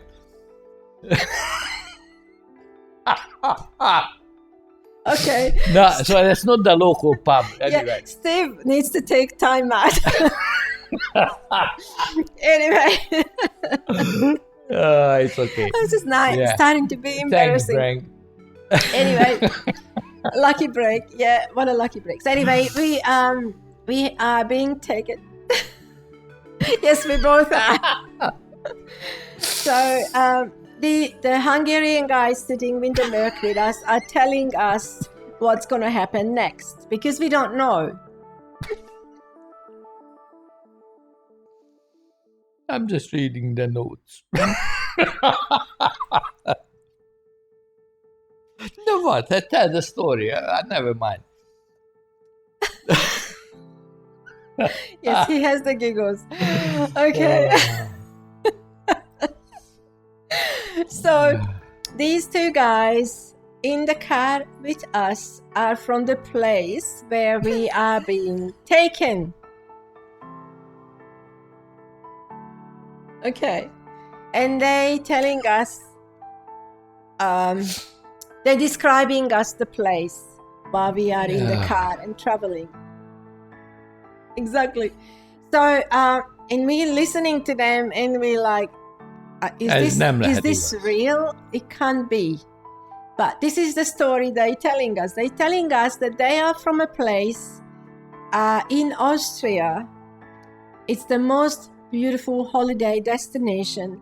And they are in what's called a motel or a holiday resort kind of thing. It's more of a motel where the owner is cooperating with the Austrian government because the overflow of refugees from Poland, all the official refugee camps are full.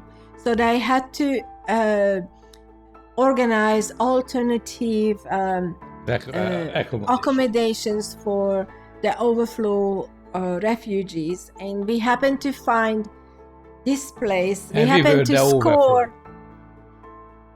to score a place in this at this holiday location, which is near a beautiful, pristine lake.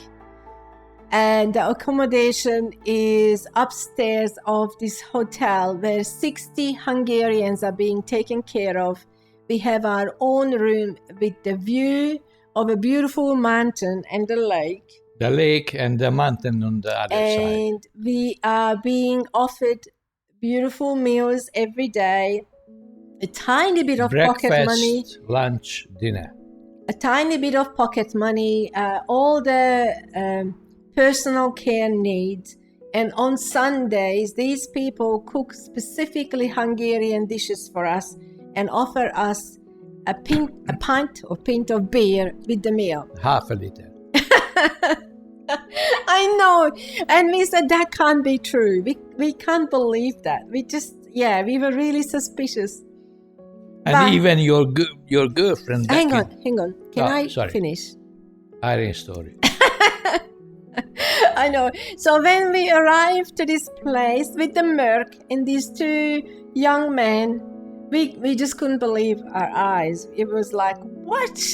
This is hard to believe. And sure enough, we had our own room. We didn't have to share. The balcony is there. It wasn't a tent. It wasn't a horrible refugee camp.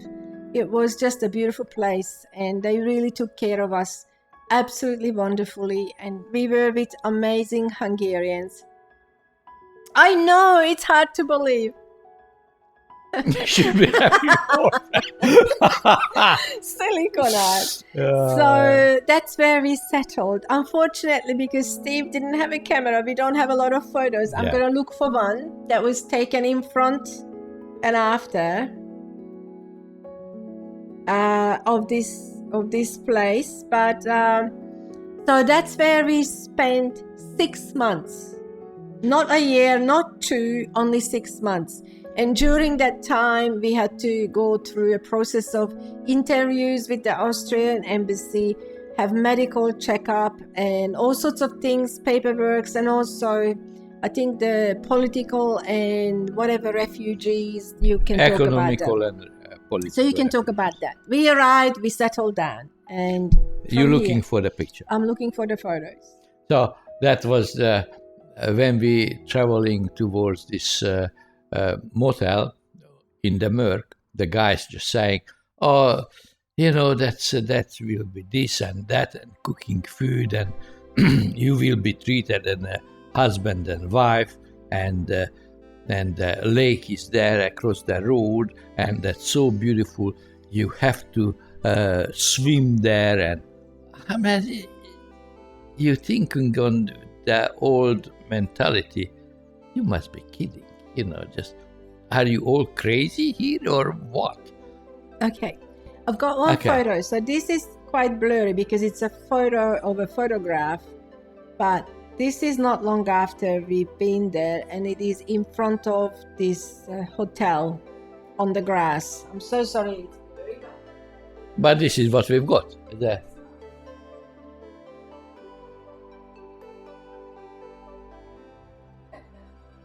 With my short hair. It is bushy hair. And I've got one more. So the other one is coming. This one is precious because, as you know, Steve went through divorce and we were not married. And what we said before we left to each other, we said that, hey, if we survive this whole ordeal of leaving the country and arrive to our destination and we still have feelings for each other, don't tell me then we're going to get married. Yeah. And to seal the deal, we decided that we're going to have a little bit of a party with fellow Hungarians at a camping ground that was not far from where we were opposite side of the road. And had an engagement party. We didn't have anything but an onion ring. A salon. Yes, exactly. So this is Hungarian. Our engagement by onion rings.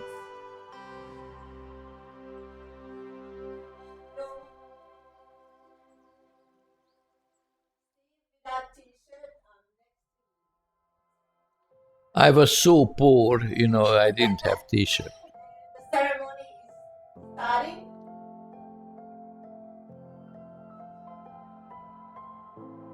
Aha.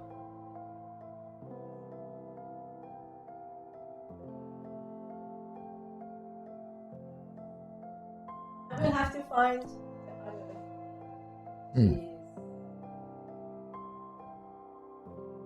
And I love her still the same or even more, probably even more.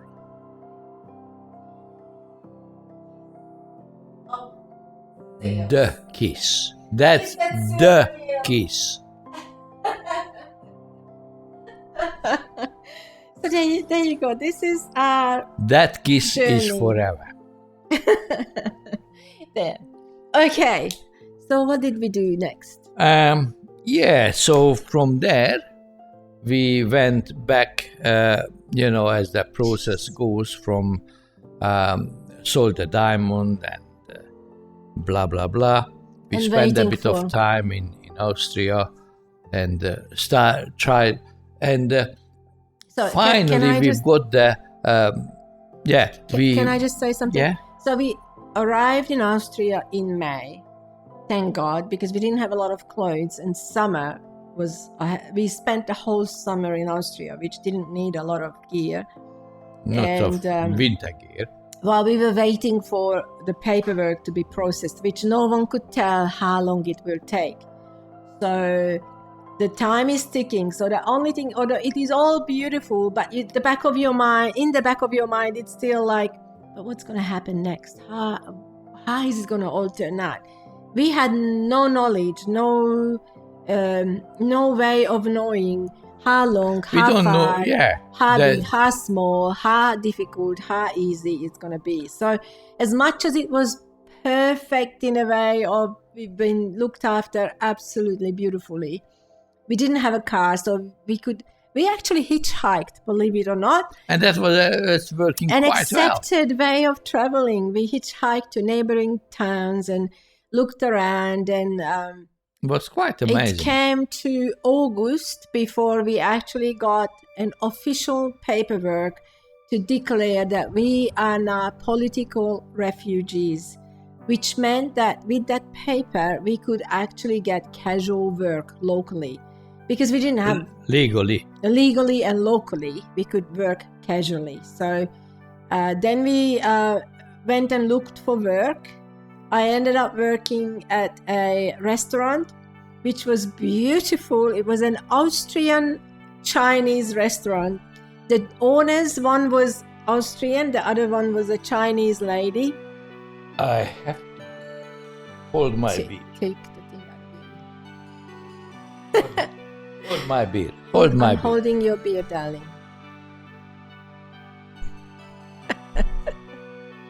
You'll be back soon. So I got a job there. I was the cleaner. Yeah, exactly. We love that expression. We heard it somewhere. I wish it was our own. But I like that. Just hold my beer.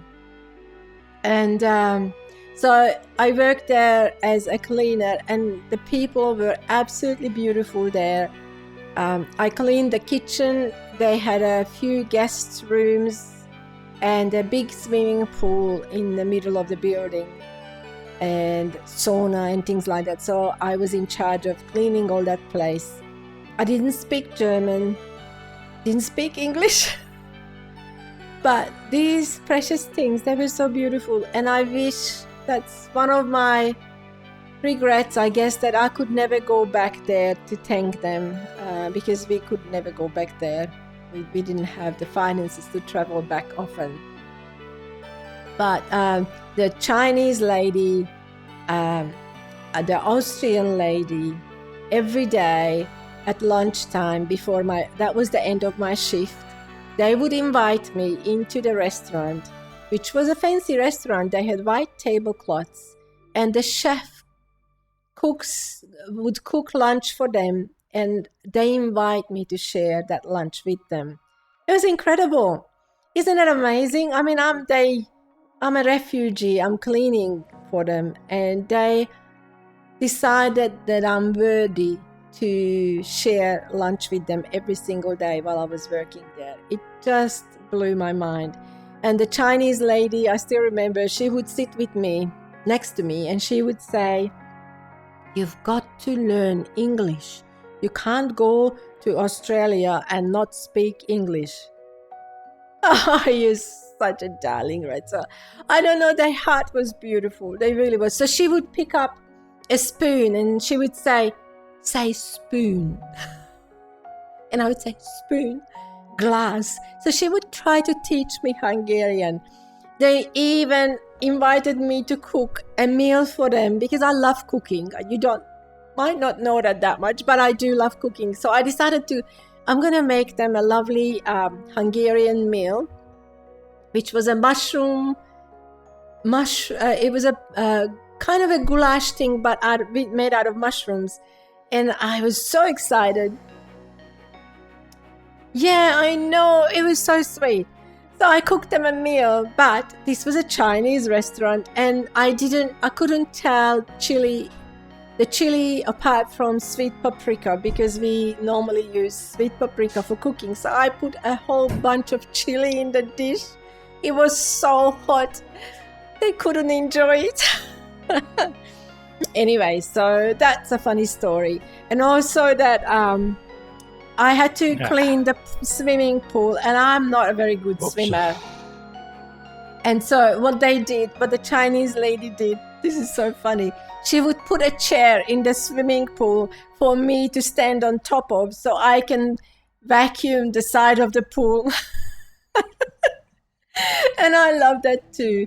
So that was a very, very precious memory for me. And as a contrast, Steve got a job at a building site. No, that was a kind of interesting. Your because turn. you want to hold your beer? No. Okay. I don't want you to hold my beer. Because maybe I will drink it. Yeah. So I was walking on the side of the lake, go to the next town, just on a beautiful summer day.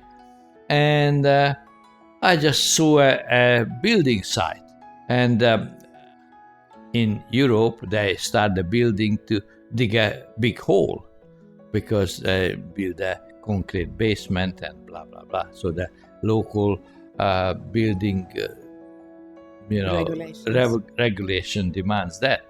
And so I just walk past that and I see guys in that big hole, what they dug for the basement. They were in gumboots and just scooping the mud. And I thought, I can do that. And so I talked to the boss, my perfect German. And I said, okay, all right, you can work here, start going the hole. Oh no, I haven't got time for that. I have to go here and there. I come back tomorrow. I said, okay, all right. Who is the boss? Hülyeségnek nincs. Who dictates the terms? Sorry, Hungarian. And you say you drank too much. Yeah, so my stupidity hasn't got any boundaries. That's it. Anyway, so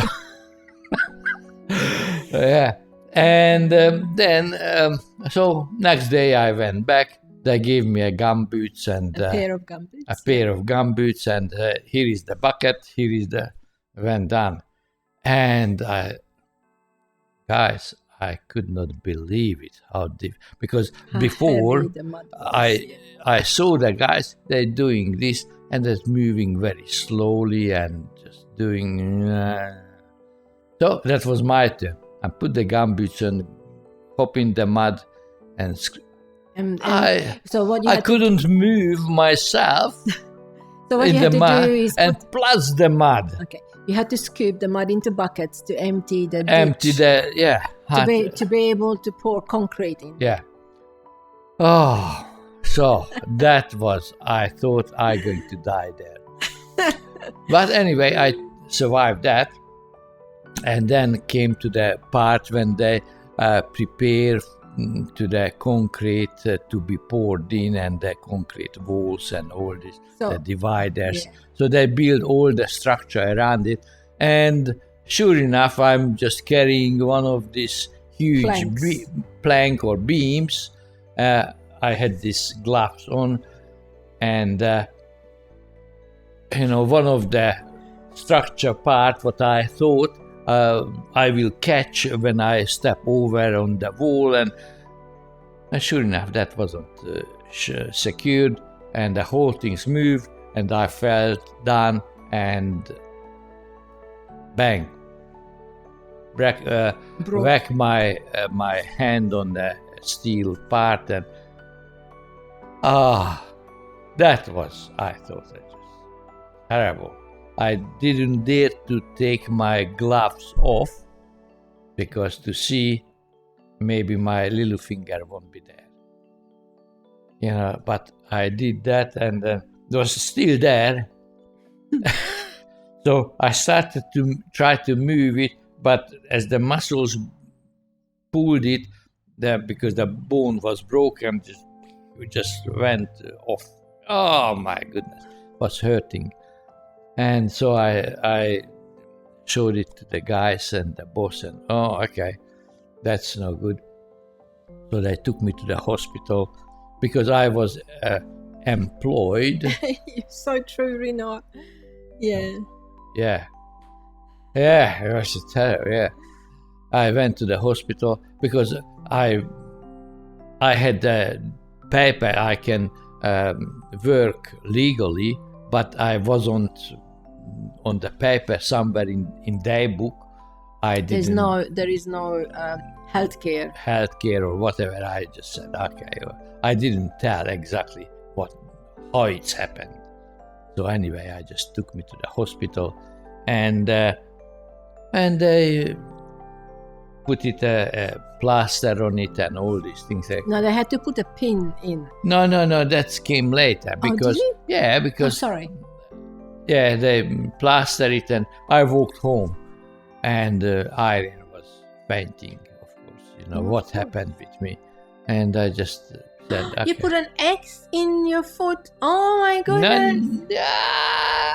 Oh gosh, that must have been scary. Yeah, why did you do that? There wasn't any place. Yeah, there was no other place for the X. Yeah. Oh well. So anyway, and I had to go back on the hospital to check it, and that didn't.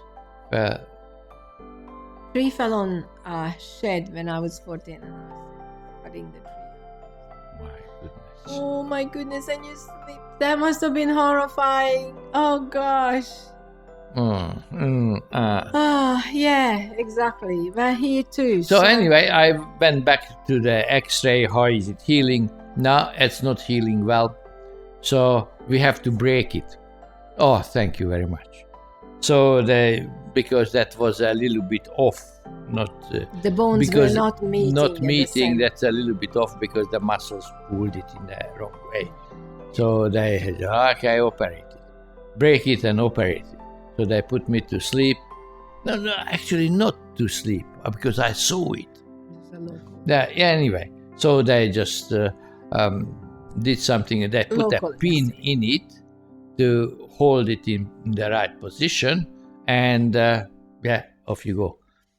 And later on, before we left, I had to go back. Before we left from Austria to Australia, I had to go back, and they X-rayed it, and they pulled the pin out, and which was perfect timing.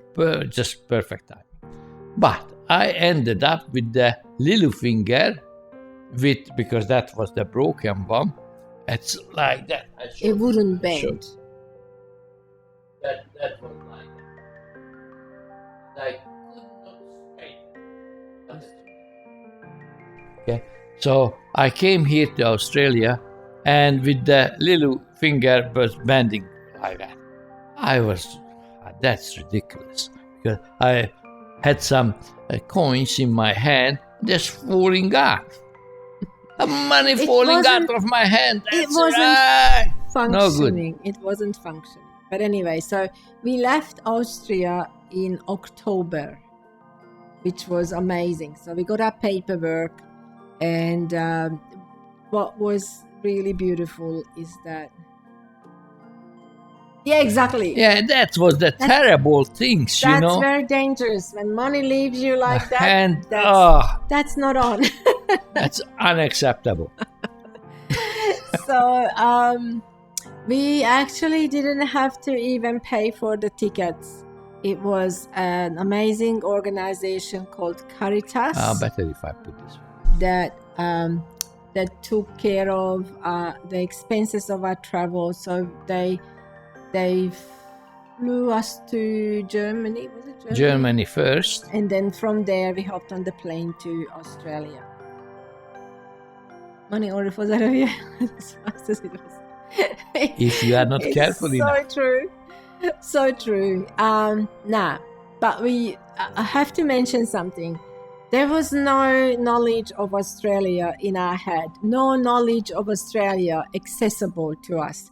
Steve, when we went to the Australian embassy to be interviewed, he relied on an old school book from Hungary, where he literally memorized all the lessons from Australia, the geography of Australia, that he could impress the interviewers with, because that's all he knew. We didn't know anything much about the climate, where is what, how warm, how cold, nothing. All we knew is Steve knew a couple that lived in Melbourne, and that was our destination, simply because we knew at least one Hungarian couple who came here years and years ago, and we could at least have somebody to touch base with. And so our aim was to come to Australia and come to Melbourne, but we knew nothing. So on the plane, when first of all they pop us on the plane, and we had to really look hard, making sure that we are not deported somewhere, that we don't know anything about. So it was comforting to know that the big jumbo jet had a flying kangaroo painted on the tail. That was one comforting indication. Yeah, it looks like we're going to go to Australia. And on the plane, this is my wonderful, wonderful presumption. I decided to believe that Australia is tropical. Australia is real. It's real, and it's warm, and it's wonderful. Who needs stockings in Australia? I hate to wear stockings. So I chucked it in the bin on the plane. Antarctica. Not many kangaroos in Antarctica. No. Anyways, so totally ignorant. So ignorant, it's not funny. We arrived at the airport, and when we didn't see the sign Melbourne. No, we missed the sign. We missed it. Or wasn't there. Plus, we must say that this is now 6 months after we arrived in Austria. So we mastered a little bit of German. Not a lot, but a little bit. But zero English. We tried to learn English out of books, but I'm hopeless at languages out of books. I'm not very good at it. I need to hear it. I need to be part of the conversation, hear expressions and picking it up like that, not by grammar and all these complicated structural things. That's too logical. I can't follow that. So German, we can't really understand English signs and anything like that. So when we get out at the airport, I spot a couple of palm trees. I'm thinking, in the distance, maybe. That's just a but it is October. October in Australia, Melbourne, is the beginning of spring. Like, it's wild. It gets cold here, as you remember. We have the heater on sometimes. So it is raining, the wind is blowing, and every direction. And there's no sign of tropical climate at all. I'm freezing. And I'm thinking, what have I done? No stockings. Where are we? No stockings. And then because we asked to be taken to a particular refugee base or camp, it's not really a camp. It was again a very, very new establishment because a friend of ours from Austria flew there before us, and we asked that if we could be there with him. So they didn't. The rest of the crew went on a bus, and we were put in a taxi. And we have no idea where the taxi driver took us. But we didn't see the city. We didn't see anything pretty or beautiful. All we saw is these really weird little places that we were like, oh my goodness, are we in Australia? Looks like it's the third world or fourth. Yeah, it was like country. really weird. And we were looking at each other in the taxi, honestly doubting that we landed in Australia. It was just, we were so ignorant and terrible. Looks like it's bad. Terribly suspicious. And then we arrived at this, I wouldn't call it a camp. It was a refugee base. Back then, this was 1981. That was the top of the range. Okay, the Prime Minister of Australia had a program that really targeted the refugees, the population, to make sure that they can bring in refugees because they needed more people. Dabashi Vinatu, hey, good morning, beautiful. How are you? First time chatter. Please let us know where you're from. She was there. Were you there in the chat? In the Hungarian. That's right, you were. Hey, we're trying to share our story in English because many of our audience don't understand Hungarian. So we're repeating. Yay! Beautiful. Beautiful. So anyway, we arrived to this base. We get out of the car, the taxi, and we look around and we can't see any Caucasian individual. Everybody was from Asia around us. And then we thought, oh, are we really not in Australia? Yeah, we didn't know. This is how would you know? This is kind of, you don't know because the language is not there. And yeah, I would never leave if I had another opportunity, which I won't. But if I suggest anybody wants to change countries, please learn the language before you go. And learn as much as you can. Jaj, de aranyos vagy. Köszi, hogy itt vagy. Oh, here is Retzel. Look at him. Oh gosh, what a darling Retzel.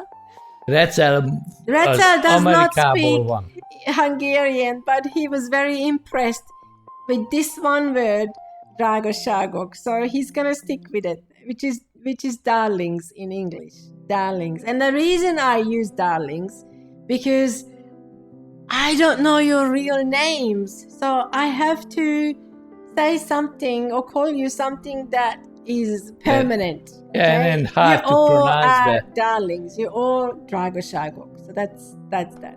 That's a pure translation. Exactly. Anyway, so we hop out of the taxi. We can't recognize anybody as European or Caucasian. Close to European. And we start to worry. But it was the right place. Today you learned. Yay! You did. And as it turned out, it was a wonderful place. We spent 5 months in this. It was called the refugee hostel.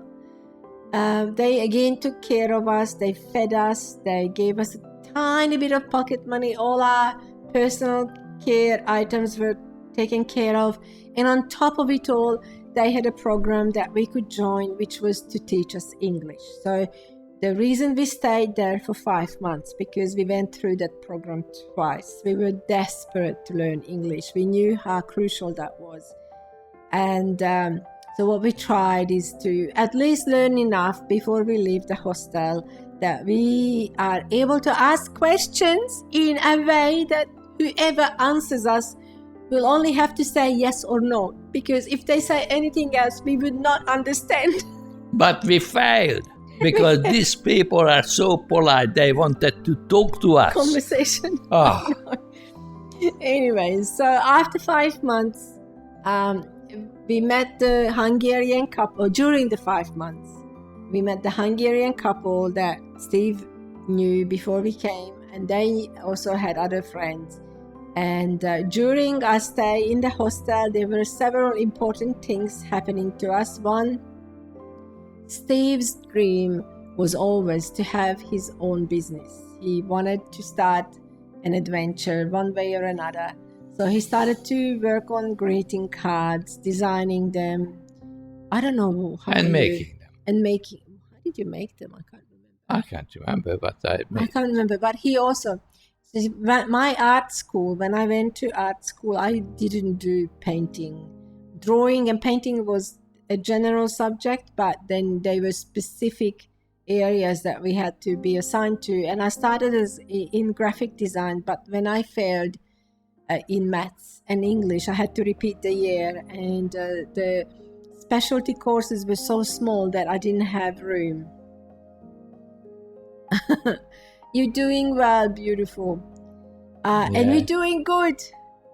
So I couldn't get back into graphic design. I had to pick another subject, and it was textiles, which meant I learned to hand weave beautiful tapestries. We learned to design, dye the wool, like a French version of these beautiful wall hangings in those old castles. So it was an immensely beautiful thing to do, but totally useless to make a living out of it. So, but when we came here, that's all I knew. So Steve, as a darling as he is, that's me. Yes, that's you. He went to a friend, and in the friend's garage, one of these Hungarians, he built me a loom, which is a loom to be able to weave by hand. Szövőszék magyarul. So I started weaving.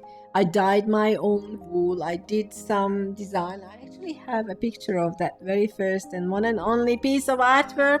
Because that was an interesting part, because the impression of that, how that came. Yeah, okay.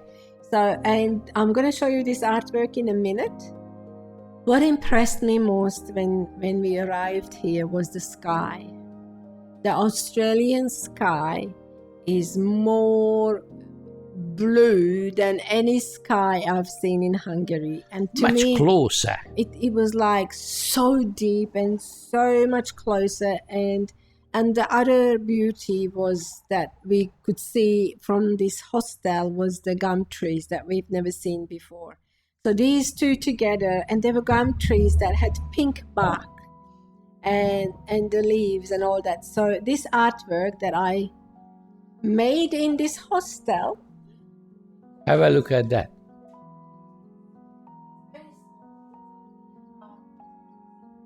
Oh, 30 by 40 centimeters.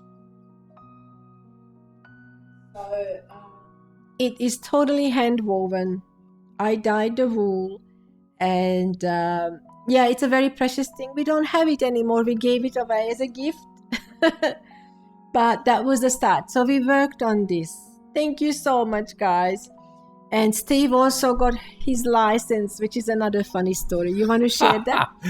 Yeah, I had a car back in Hungary, and I had a license too, but of course you have to get the Australian license. You can't drive here. Of it, so they don't recognize the Hungarian. Thank you. Where is Hungary anyway? So there was a guy here, an older man, came out in 1956, and he had a kind of... he was Hungarian. He was Hungarian, and he managed to have a driving school for not just for Hungarian, but for refugees. Refugees, and to help them, he developed a textbook for the refugees, especially Hungarians, because he spoke the Hungarian language, and he knew the Hungarians got difficulties with that, to write the whole textbooks done in the phonetical way, the English in a phonetical way, so the English people can't read it, but the Hungarians can. And pronounce it. That was the important so that thing. was to pronounce it in kind of understandable. And so... Sorry, can I slot this in? Yeah. So I still remember Steve. So he memorized this book. It's phonetical English, like it's written Turn in the Hungarian. page and you have no idea what you're talking about. And he walks up and down in our little room and keeps repeating, I stopped my car. I stopped my car. But, I was still Hungarian in my heart. And speaking Hungarian, but English words. Exactly. Just so he no had clue to what I'm memorize saying. the whole book and went and done his test based on the book and got his license. Whichever way it was organized behind the curtain, I don't know. But that was done. So interesting stories. So these 5 months, we learned English. Steve got his license. He designed greeting cards. He built me a loom. I was weaving, and we were full of dreams and hopes and inspirations. We were so positive about being here and wanting to belong and blending to the culture, learn the language as soon as we can, and bring all that we are and be an addition to this world in Australia. That was our plan. That was a wholehearted, absolutely honest, plan. wholehearted plan. We wanted to, and that turned into a bit of a different situation because that was too much. It was too much, but we so desperately wanted to prove to the Australians that we are worth it, that we are valuable, that we have a value here, and we want to be we want to be a positive addition to this country.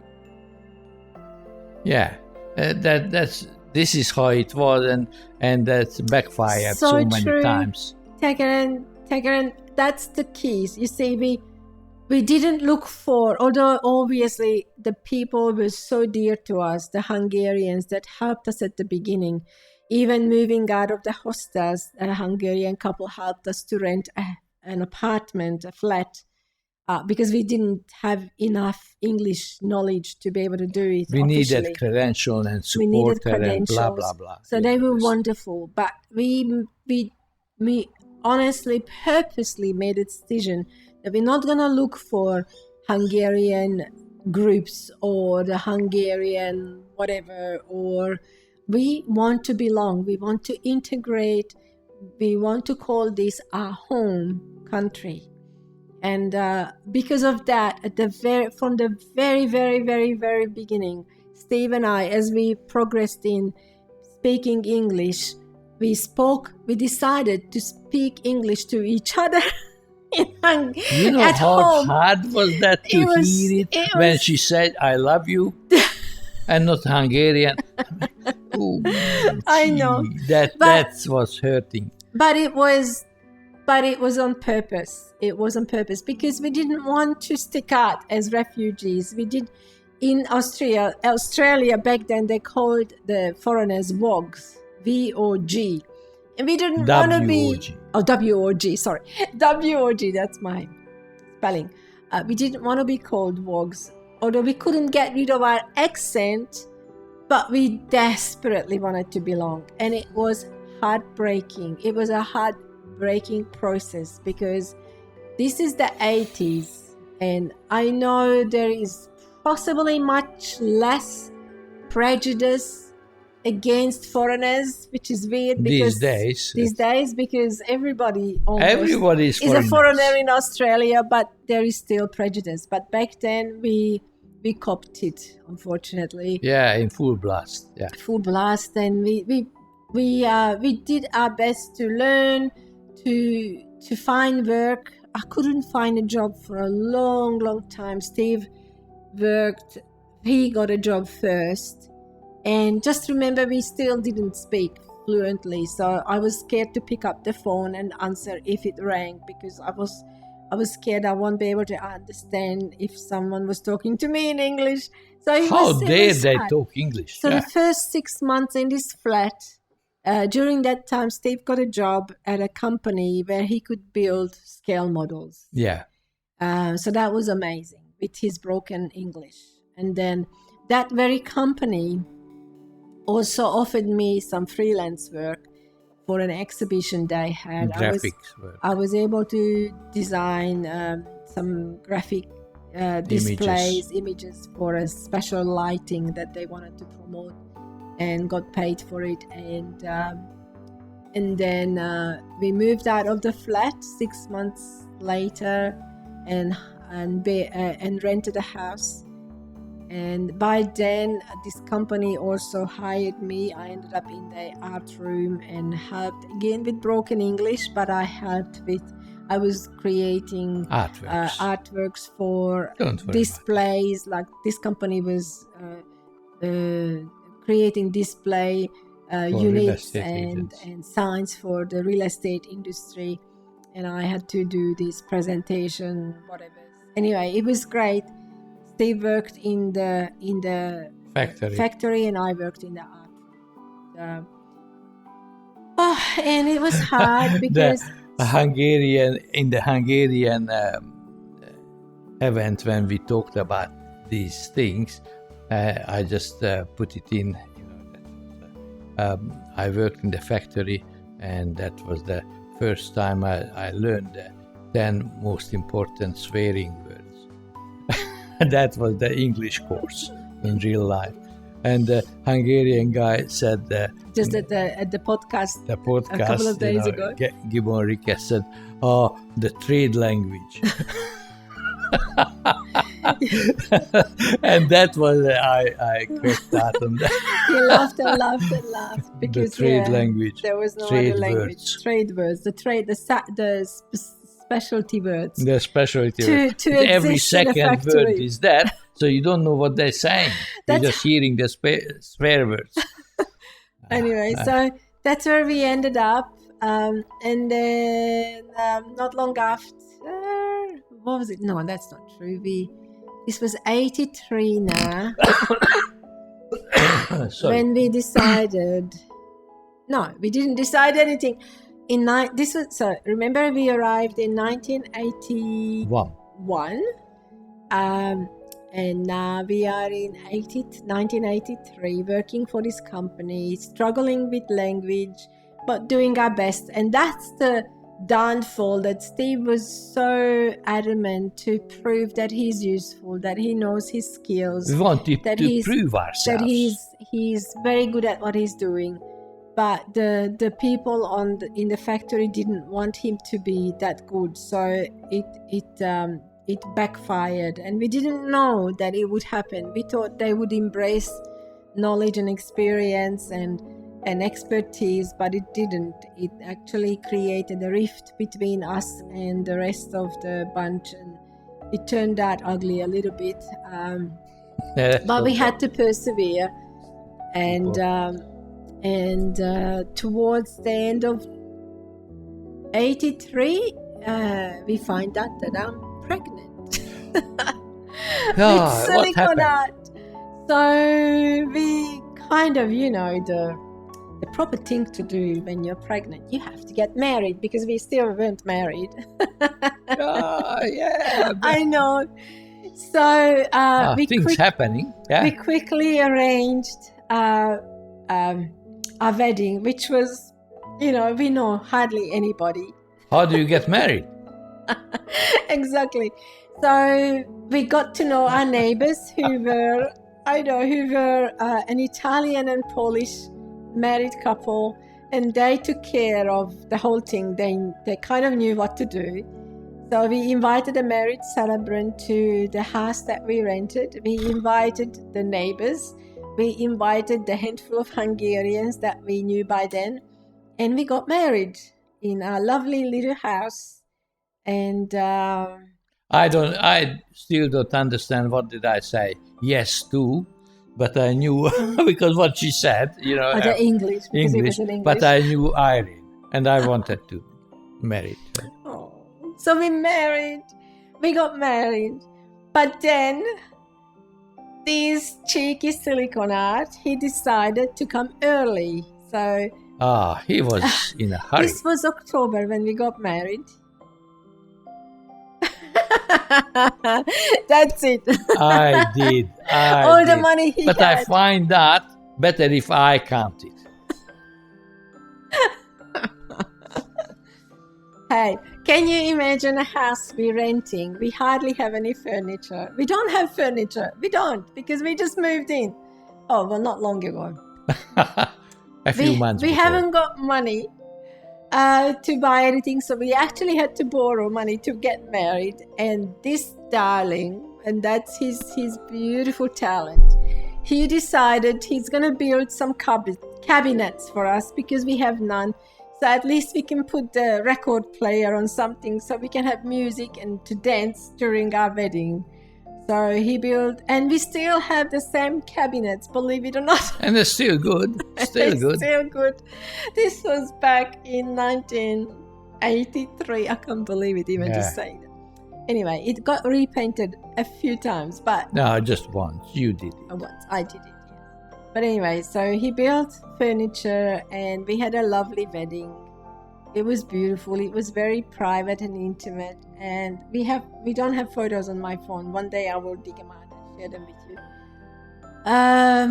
And then Adam, the Siliconad, decided that he That's enough. He doesn't want to be baked for 9 months. That's enough of the cooking. At 24 weeks, he decided, I want to be seeing this world. So 24 weeks, I ended up in hospital. Yes, he was very rude. Yeah, I can't believe it. Yeah. And I will tell him. And I didn't know what was wrong, but the doctors stitched me together because they said it's too early. Put a zip there. Exactly. I know. He wants us to forget. Precious darling. So we actually were told that at 24 weeks, the likelihood of him surviving is very slim.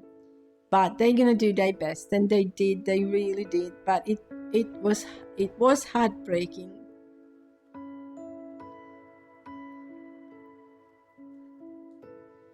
For us for a while because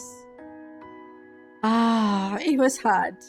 So he was born at 24 weeks and they whisked him away straight away, and they couldn't promise anything. Yeah, it was tough, but look at him now. So now you know why he is extra special. He fought. Yes, he did. Yeah. So he was born in February. And only one problem. Stop it. We Stop ran- it. we ran No more. So he was born at the beginning of February and he was due in May. So for all that time we visited him every day. Exactly. Oh, what a darling. We visited him every day and he fought and fought. There were some setbacks, but finally in May we could bring him home. He was very tiny. He was actually born not even 2 pounds. So just for you to know how tiny he was. Small. I mean, very, small. very, very tiny. 854 grams. We had to actually find special clothing even when we brought him home because there was no clothes that small. Oh, really? How small were you?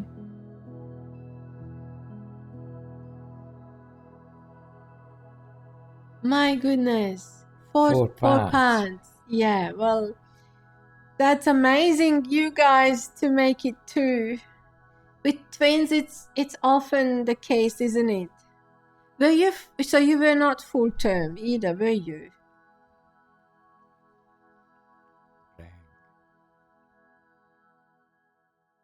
Oh, sweetie. Yeah. Well, I wasn't. I actually wasn't. I fell apart. I actually fell apart. So she did. Yeah, that's it. Oh, you're such darlings. You're such darlings, Taj and Brang. I'm so glad you made it. I'm so glad you're here. We are so privileged to know you. You're such beautiful souls. Yeah, we're supposed to be here, so we made it. Yeah, we are meant to be here and you're supposed meet to on this you stream. Isn't it amazing? But I wasn't that brave. I fell apart. I didn't. Postnatal depression set in. That's so true. You know, it's amazing. Well, it appears to be, but you know, inside is a different story. We don't see what's going on the inside of every one of us. Oh, she did too. Oh, precious. I can feel with her. Look, to be honest, first of all, I didn't still, 83, 2 years, I didn't quite understand English. Second, I never heard of a concept of premature babies. I didn't know they existed. Third, the precious nurses put me in after I was put to sleep after Adam was born. They put me into this ward. Yeah, I know. They put me into this ward, this room with these beautiful, happy moms and most beautiful, healthy babies. And I'm by myself. I don't have my child. I don't even know if he will make it. And the nurse the next morning brings me a little photo of Adam. I actually have that photo.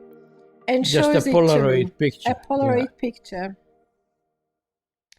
And that photo is this.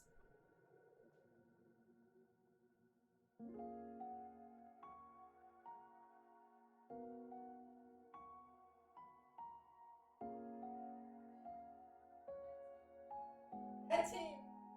And I'm looking at this photo and looking at the healthy babies in the room. It doesn't match. And it's like, and the fact that they can't promise anything because it's all up to him. They do everything they can, and they were absolutely amazing. If we were not in Australia when he was born, he would not have survived. Yeah, the top of the range equipment. Because in Hungary, they didn't, back then, they didn't have the ability to take care of such premature babies. So, yeah, so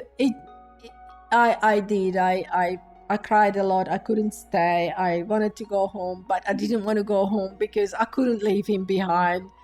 It was hard. But eventually he was fighting his way through. He progressed from the intensive care to the less intensive care. Oxygen level less and less. As you know, Brang and Taj, you probably know the story. And we kept just going. I had to express and feed. When he started finally, he had my milk all the way through, and then just before he was due to come home, I spent a week with him, tried to put him on the breast, but it didn't work. He was not very strong at sucking.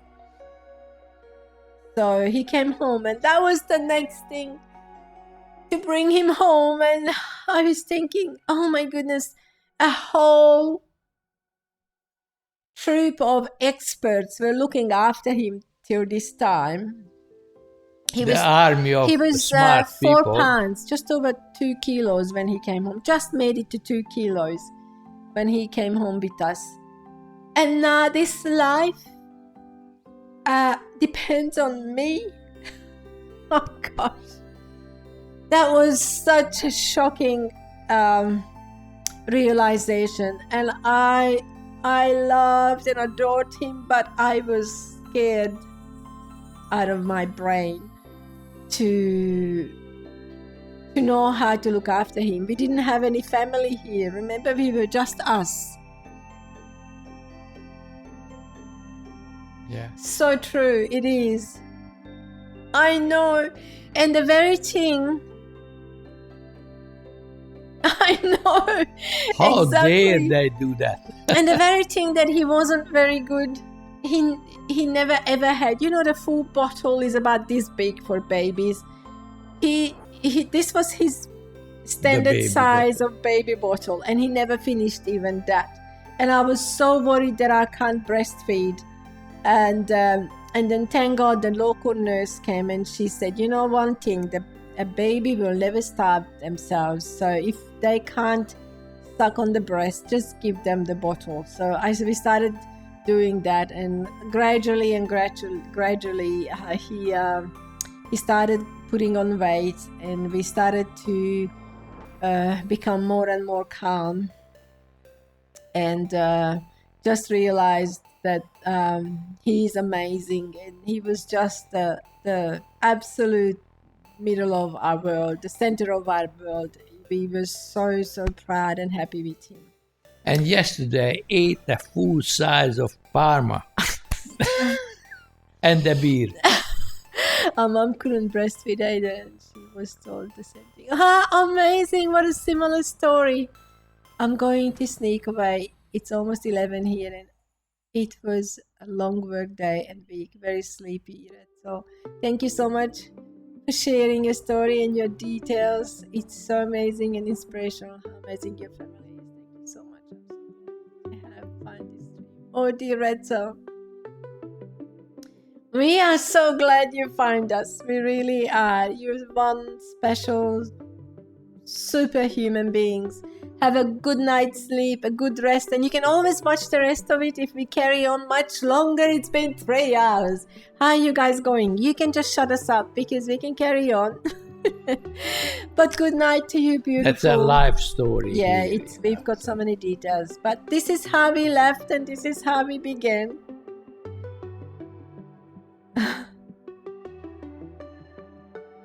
Aww. You darlings. Was it Retzel who suggested it? Yay! Yeah.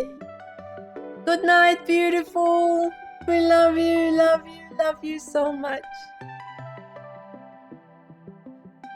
Oh, what?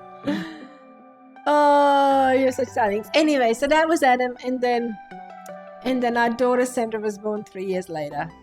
Also preemie, but not as preemie. And after that, the doctor said, you know what? Just be happy you've got 2 kids. And stop it. Why do you what happened?